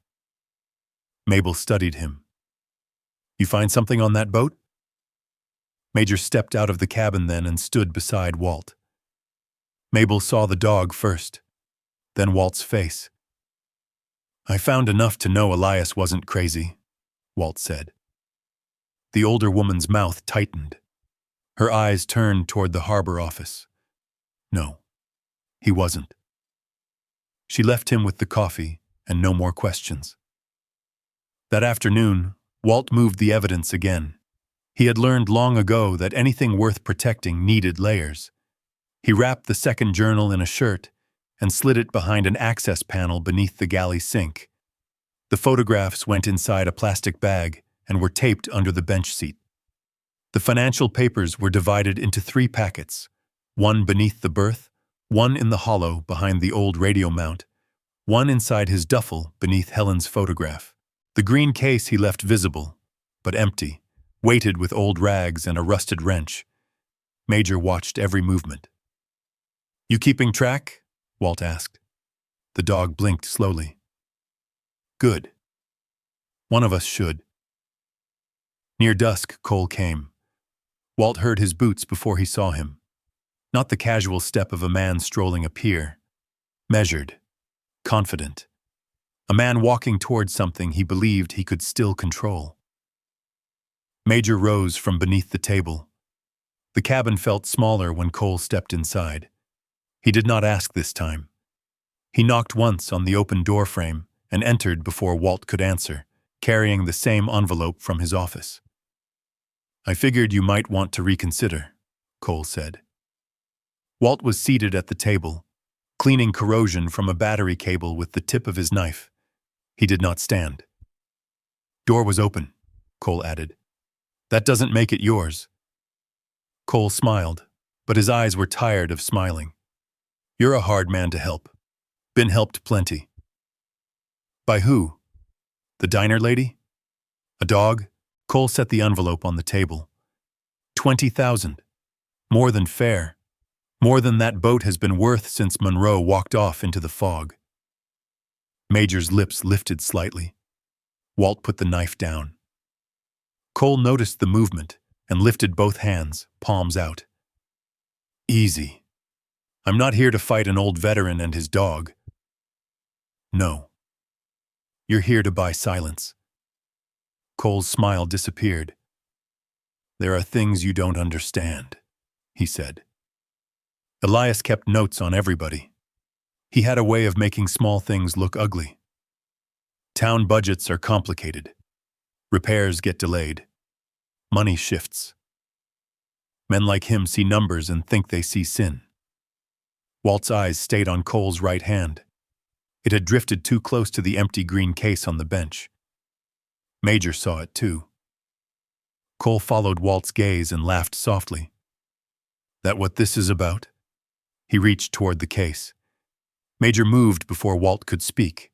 The shepherd crossed the cabin in one hard burst, old hips forgotten, teeth catching Cole's sleeve before his fingers touched the latch. Cole shouted and jerked back, slamming his elbow into the galley counter. The envelope slid off the table and hit the floor. "Get him off! Major, out!" The dog released at Walt's command, but Cole swung his leg in the same breath.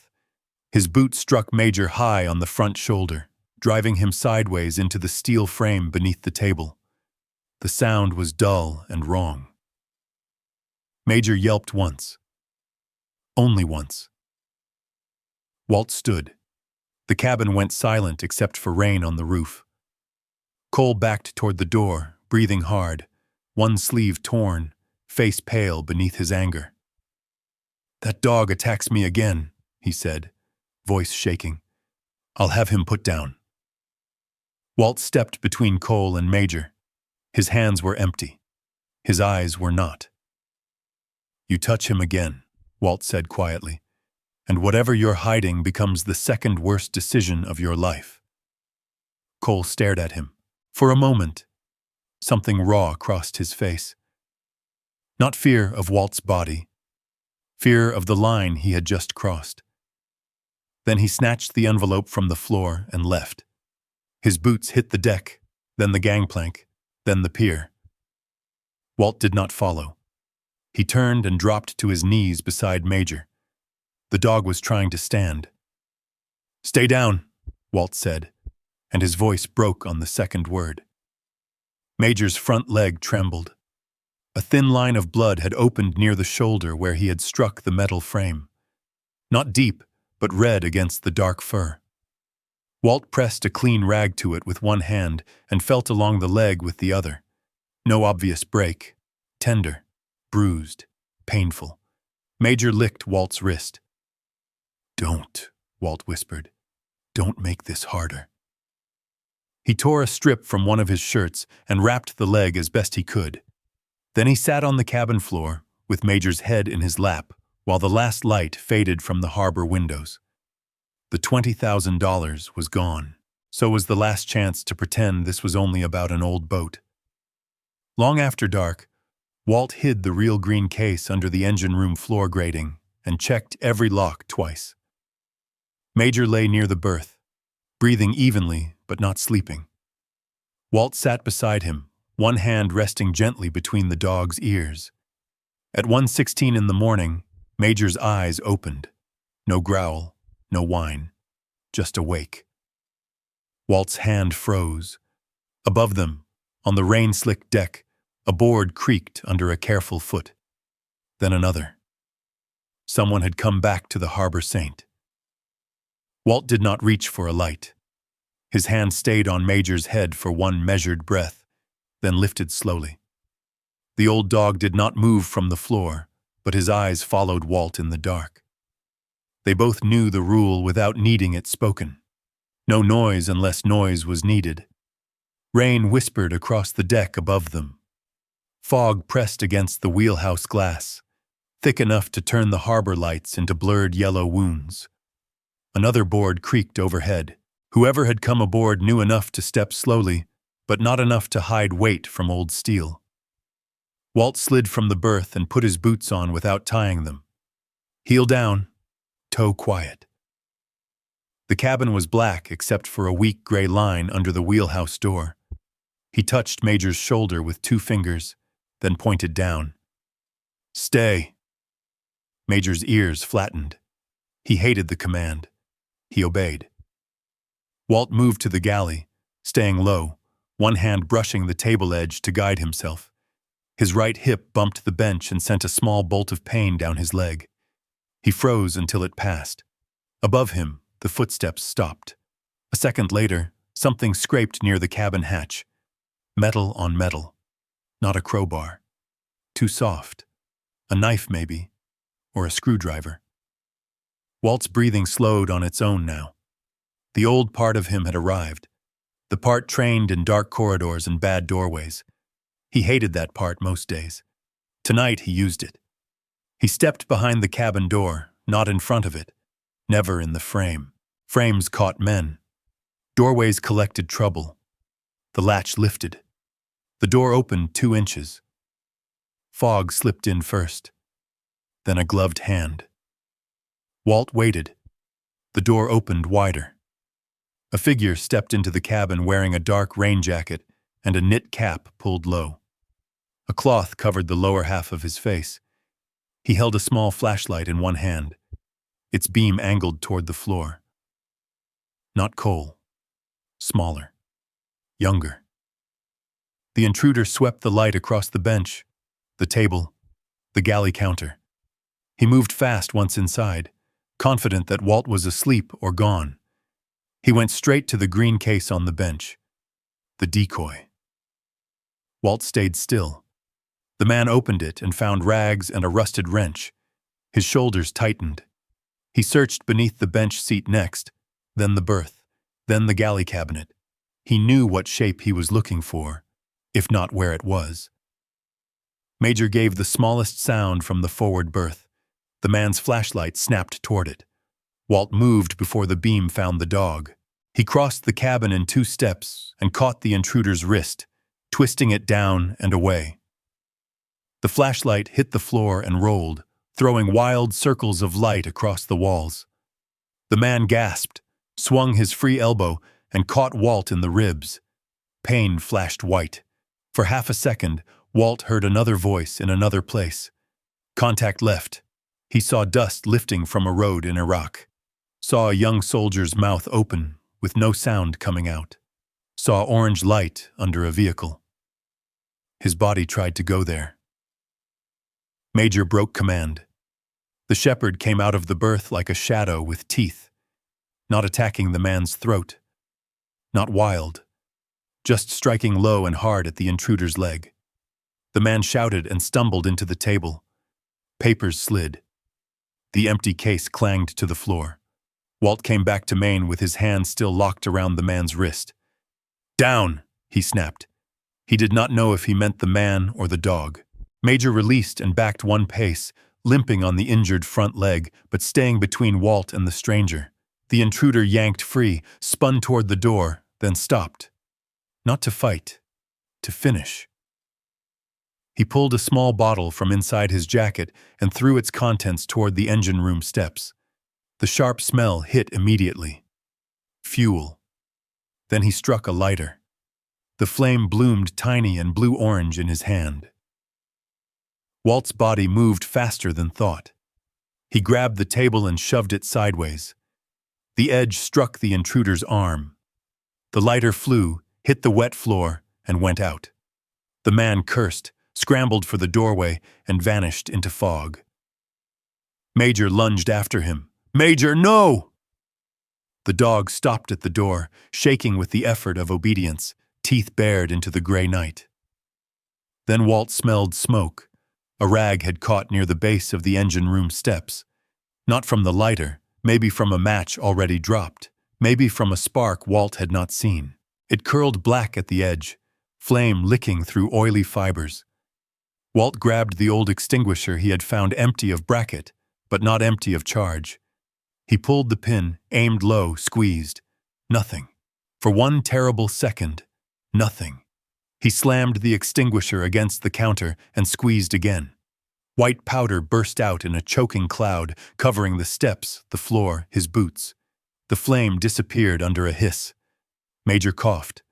Walt dropped the extinguisher and pulled the dog away from the powder. Smoke hung low in the cabin, mixing with fog and fuel stink. He opened the door wide, then the side window, letting cold harbor air rush through. Outside, footsteps pounded down the pier. A truck engine started somewhere beyond the harbor office. Walt moved to the deck with Major beside him. The fog swallowed everything past 20 feet.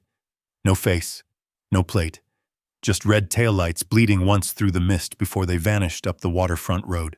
Walt stood there, one hand against the cabin wall, ribs throbbing. Major leaned against his leg, favoring the bandaged shoulder.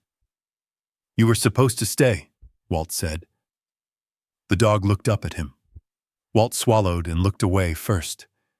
The deck boards around the cabin door were wet with rain, and smeared with something darker. Fuel had spattered there too. Near the threshold, caught on a splinter of old wood, a torn strip of fabric fluttered in the wind. Walt crouched and picked it free. Dark green nylon. Not much, just a ripped square from a jacket. But stitched across one corner in white thread were 3 letters from a larger patch. B-O-R. Walt turned it over in his fingers. Harbor. The kind of jacket issued from an office with rules, keys, permits, and men who thought signatures could bury the truth. Major's front leg trembled beside him.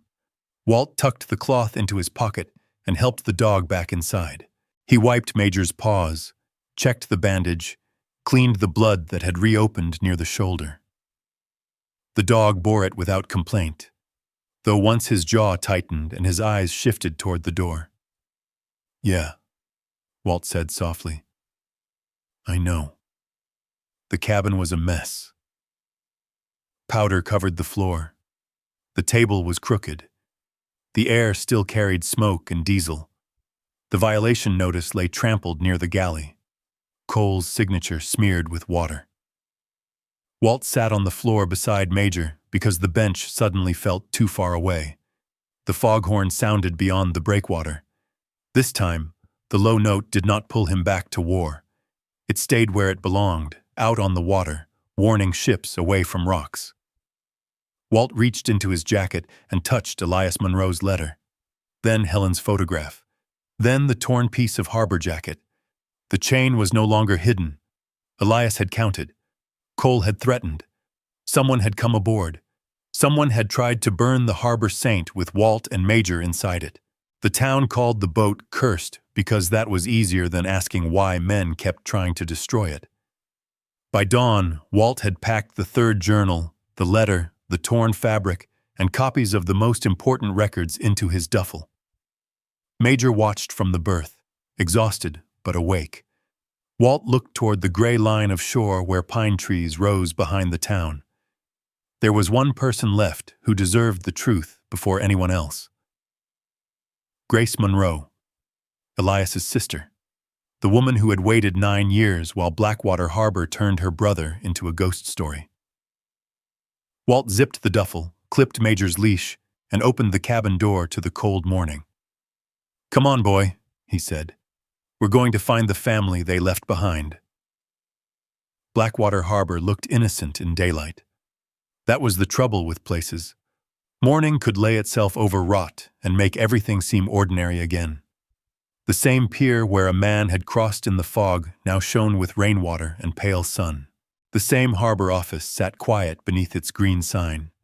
The same gulls screamed over bait buckets, and the same boats rocked in their slips as if no one had tried to burn one of them before dawn. Walt did not let the quiet fool him. He kept Major on his left, away from the harbor office windows. The dog limped but would not slow.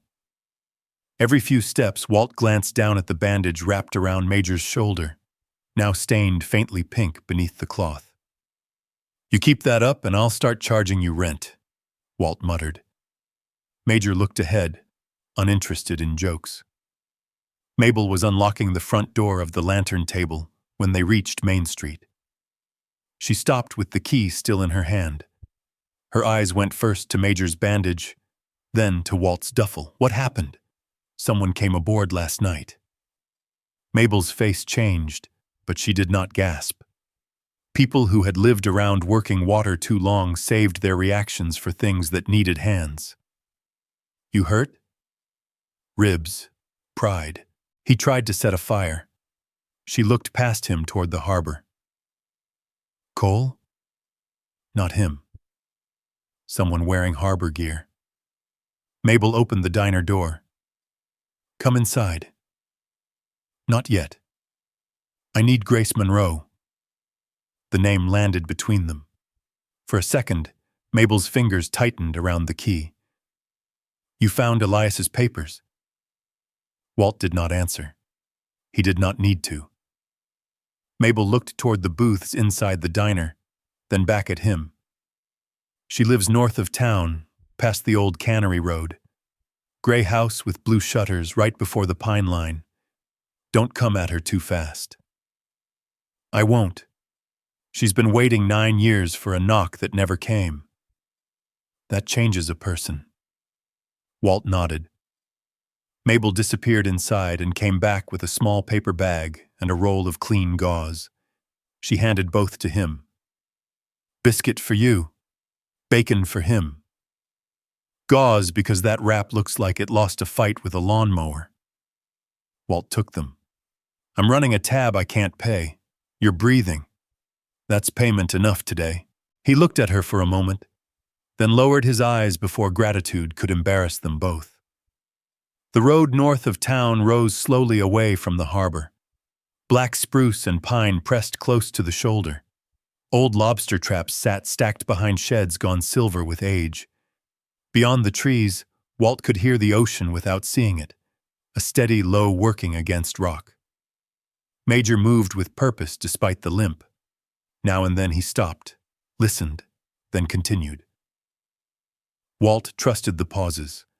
The dog was reading the world one scent, one vibration, one wrong silence at a time. The gray house appeared where Mabel said it would.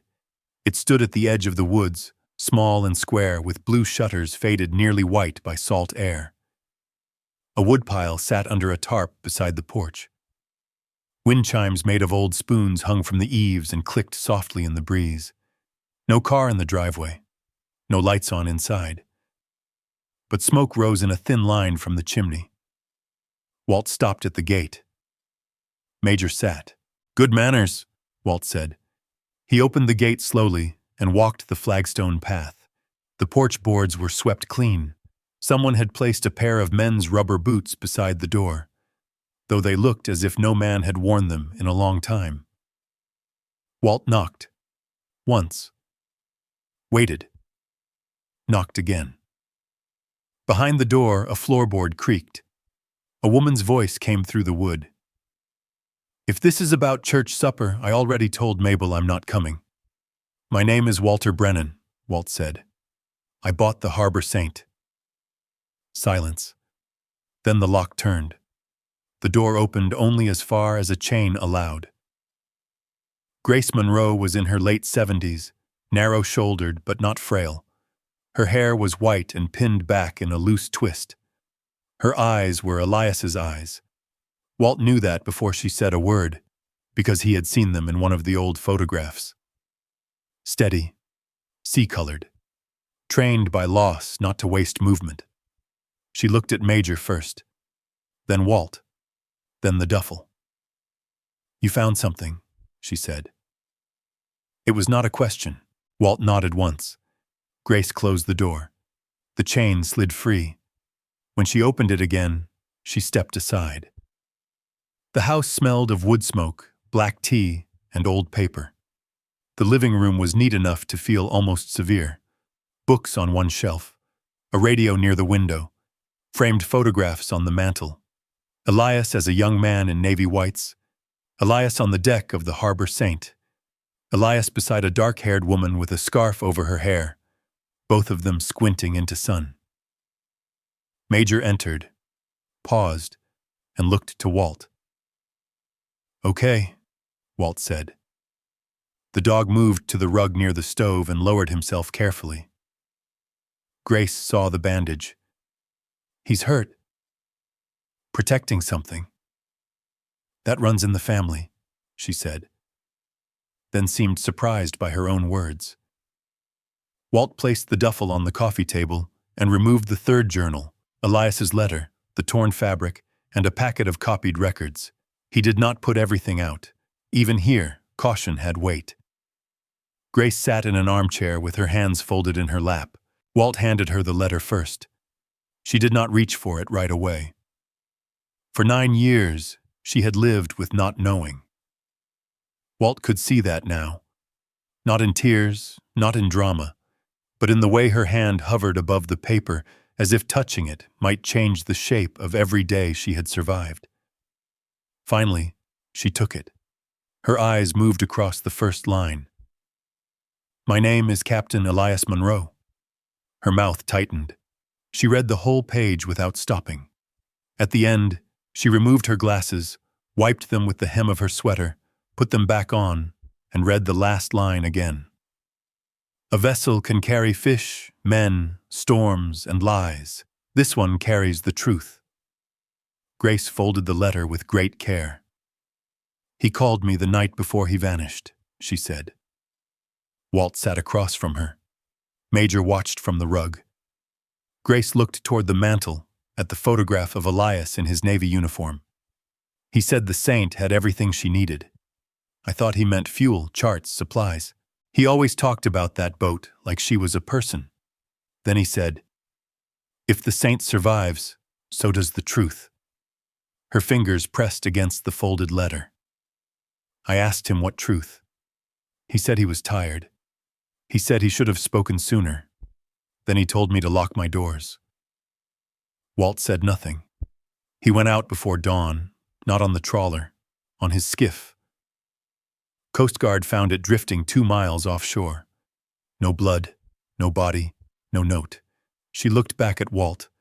Cole Braddock was the one who told me Elias was gone. He stood on my porch with his hat in his hands and never once met my eyes. Walt placed the journal on the table and opened it to the last marked page. If I disappear, start with the fuel dock records. Grace read it. The room made no sound except the stove ticking as it cooled. He knew, she whispered. Yes, and I let them call him crazy. No, Walt said. They called him that because it helped them sleep. Grace's hand moved to the journal, resting on the page without turning it. What else did he leave? Walt showed her the records, the invoices, the photographs, the checks tied to Braddock Marine Services, the fuel dock repairs never done, the seawall money that vanished, the harbor lights paid for on paper, but never replaced. Grace listened the way a person listens when grief has already gone deep enough that shock cannot reach it quickly. When Walt finished, she stood and walked to the window. Outside, the pines bent in the wind. Cole has friends, she said. Town council, sheriff's office, bankers, men who owe him favors and men who know better than to ask questions. Elias knew that too. Walt watched her reflection in the glass. I need to know what Elias meant about a key, he said. Grace turned. What key? In the journal, he wrote that the saint was the key. Whoever holds her holds everything. Grace's face went still. She crossed to a small desk near the wall and opened the bottom drawer.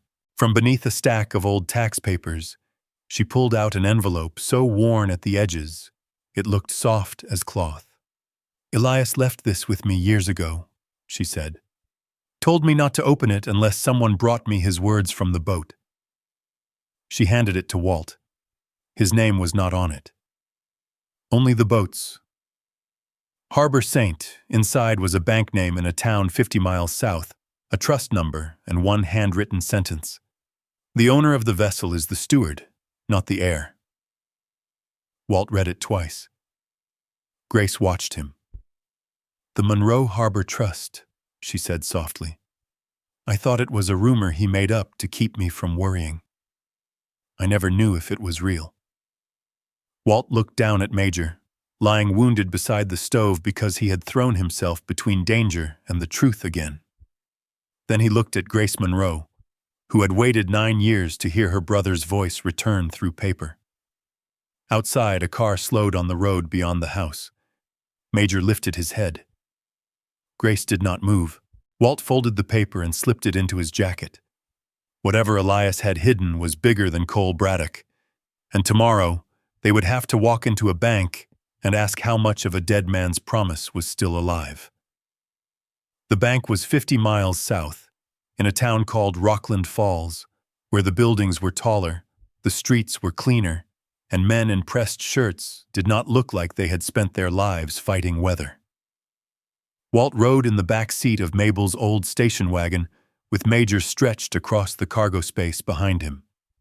Grace sat up front, hands folded over her purse, staring through the windshield as the coast road unwound beneath a low gray sky. Mabel drove with both hands on the wheel and said very little. Nobody had slept much. Walt's ribs ached where the stranger's elbow had caught him. Major's bandage had been changed twice.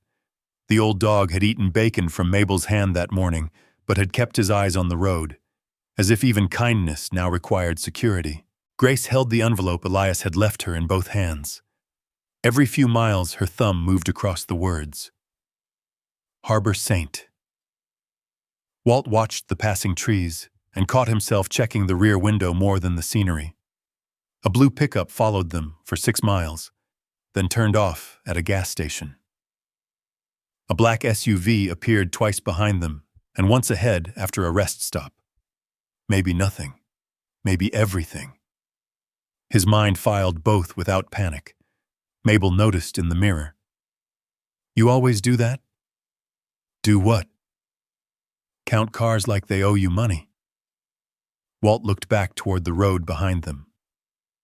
Old habit. Grace spoke without turning around. Elias did it too, near the end. The words settled quietly. Rockland Falls Trust and Savings stood on a corner across from the courthouse. Brick building, brass doors, a flag moving in wet wind. Walt looked at his reflection in the glass before they went inside. Faded army cap, gray stubble, patched coat, one hand swollen at the knuckle, a German shepherd limping beside him. He looked like trouble carrying paperwork. The receptionist looked at Major first. Service dog, Walt said. She nodded quickly and looked relieved to have a rule she understood. Mabel gave the bank name from the envelope. Grace gave Elias's full name. Walt placed the vessel registration on the counter. Harbor Saint, steel-hulled fishing trawler, current legal owner Walter Brennan. The receptionist's face changed when she typed the trust number. It was small, almost nothing, but Walt saw it. She picked up the phone and lowered her voice. 5 minutes later, a man in a navy suit came out from behind a glass door. His name was Philip Carver, senior trust officer. He had silver hair, square glasses, and the careful manner of someone trained to make surprise look like procedure. Mrs. Monroe, he said to Grace. Mr. Brennan. Mrs. Turner. Please come with me. The conference room had a polished table and a window facing the courthouse lawn. Walt chose the chair with its back to the wall. Major lowered himself beside him with a tired breath. Carver laid the documents out carefully. Captain Monroe established the Monroe Harbor Trust 11 years ago, he said. He amended it several times, most recently 9 years ago, shortly before his disappearance. Grace's hand tightened around the edge of the table.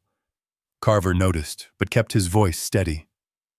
The trust instrument is unusual. Not illegal, not invalid, just unusual. Captain Monroe did not name a private individual as trustee. He named the lawful owner of the vessel Harbor Saint. Walt looked at the vessel registration on the table. My name's on it now. Yes, Carver said. According to the transfer documents, the vessel was sold by municipal surplus auction. Unless challenged successfully, you are the lawful owner. Cole will challenge it, Mabel said. Carver looked at her. Perhaps. But the auction record, bill of sale, and registration transfer are clean. The town sold the vessel. Mr. Brennan bought it. The Harbor Department may regret that, but regret is not a legal defect. For the first time that morning, Mabel almost smiled. Grace leaned forward. How much? Carver removed a single sheet from the folder and turned it around. Walt did not understand the number at first. Not because it was complicated. Because his life had become so small that big numbers no longer felt connected to anything real. $382,416.79. The room made no sound. Mabel sat back slowly. Grace brought one hand to her mouth, but no cry came. Walt stared at the figure until the digits blurred, cleared, then blurred again. Major shifted under the table and pressed his body against Walt's boot. Carver folded his hands. Captain Monroe contributed modest amounts for decades. After his wife passed, he sold a parcel of land outside town and placed the proceeds into the trust. The portfolio performed well. The balance has grown. Walt looked up. Can it be used for personal expenses? No. The answer came fast enough to sound rehearsed. Carver continued. The trust is restricted. Funds are to be used for Blackwater Harbor community needs, emergency assistance for fishing families, repair and maintenance of harbor infrastructure, educational support for maritime trades, medical hardship relief. Captain Monroe's language was very specific. Walt exhaled through his nose. The part of him that had imagined a motel room, a fixed truck, a vet bill paid in full, went quiet without complaint. He had known better than to want it. Wanting made a man sloppy. Grace lowered her hand from her mouth. He did it again, she whispered. Mabel turned toward her. Grace's eyes were fixed on the number. He lived on canned soup and patched boots, and he did it again. He built something for everyone else and told nobody. Carver opened another folder. There is more. Captain Monroe attached conditions before the trust can be activated. First, the trustee must present proof of vessel ownership. Second, the trustee must present the sealed letter and at least one journal referenced in the memorandum. Third, the trustee must appoint a community advisory board of no fewer than 3 members, one of whom must be a Monroe family representative. Grace blinked. He named me. He named the Monroe family representative. You are the nearest surviving relative. Mabel leaned back. And the third? Carver looked at Walt. The trustee must certify that the vessel Harbor Saint remains afloat and has not been scrapped. Walt looked down at Major. The old dog's eyes were half closed, but his ears still listened. She outlasted them, Walt said softly. Carver's face showed the first hint of something human. Captain Monroe wrote that exact phrase in a cover memo. Walt took Elias's letter from his jacket and placed it on the table. For a moment, his fingers lingered over the paper. That letter had traveled from a hidden steel compartment, through fire, rain, blood, and fog. Now it lay under bank lights that made it look smaller than it was. Carver read it. Then he read the final line aloud. A vessel can carry fish, men, storms, and lies. This one carries the truth. No one spoke. Outside the conference room, phones rang. Printers hummed. The ordinary machinery of money moved on, unaware that a dead fisherman had just reached through 9 years of silence and put his hands back around his town. Carver closed the folder. I can begin verification today, but you should understand something. Once this starts, there will be notice. There will be public filings. Anyone watching the harbor records will know. Cole, Mabel said. Possibly. Walt looked at the trust papers, then at Grace. If we walk away? Grace's eyes lifted to him. If I sign the boat over to Cole, or the town, or whoever he hides behind, Walt said. What happens? Carver hesitated. Whoever becomes lawful owner of the Harbor Saint could claim trustee authority, assuming they possessed the documents. Mabel's mouth hardened. So that's why he wanted it. Walt heard Cole's voice again. 20,000. No shame in leaving. There it was. Not just fear of evidence, hunger for control. Walt leaned back in the chair. His ribs burned. His knuckle throbbed. His dog was hurt. His truck was dead 3 miles outside Blackwater Harbor, probably with a tow sticker already slapped on the window. He had no house, no savings, no clean way out.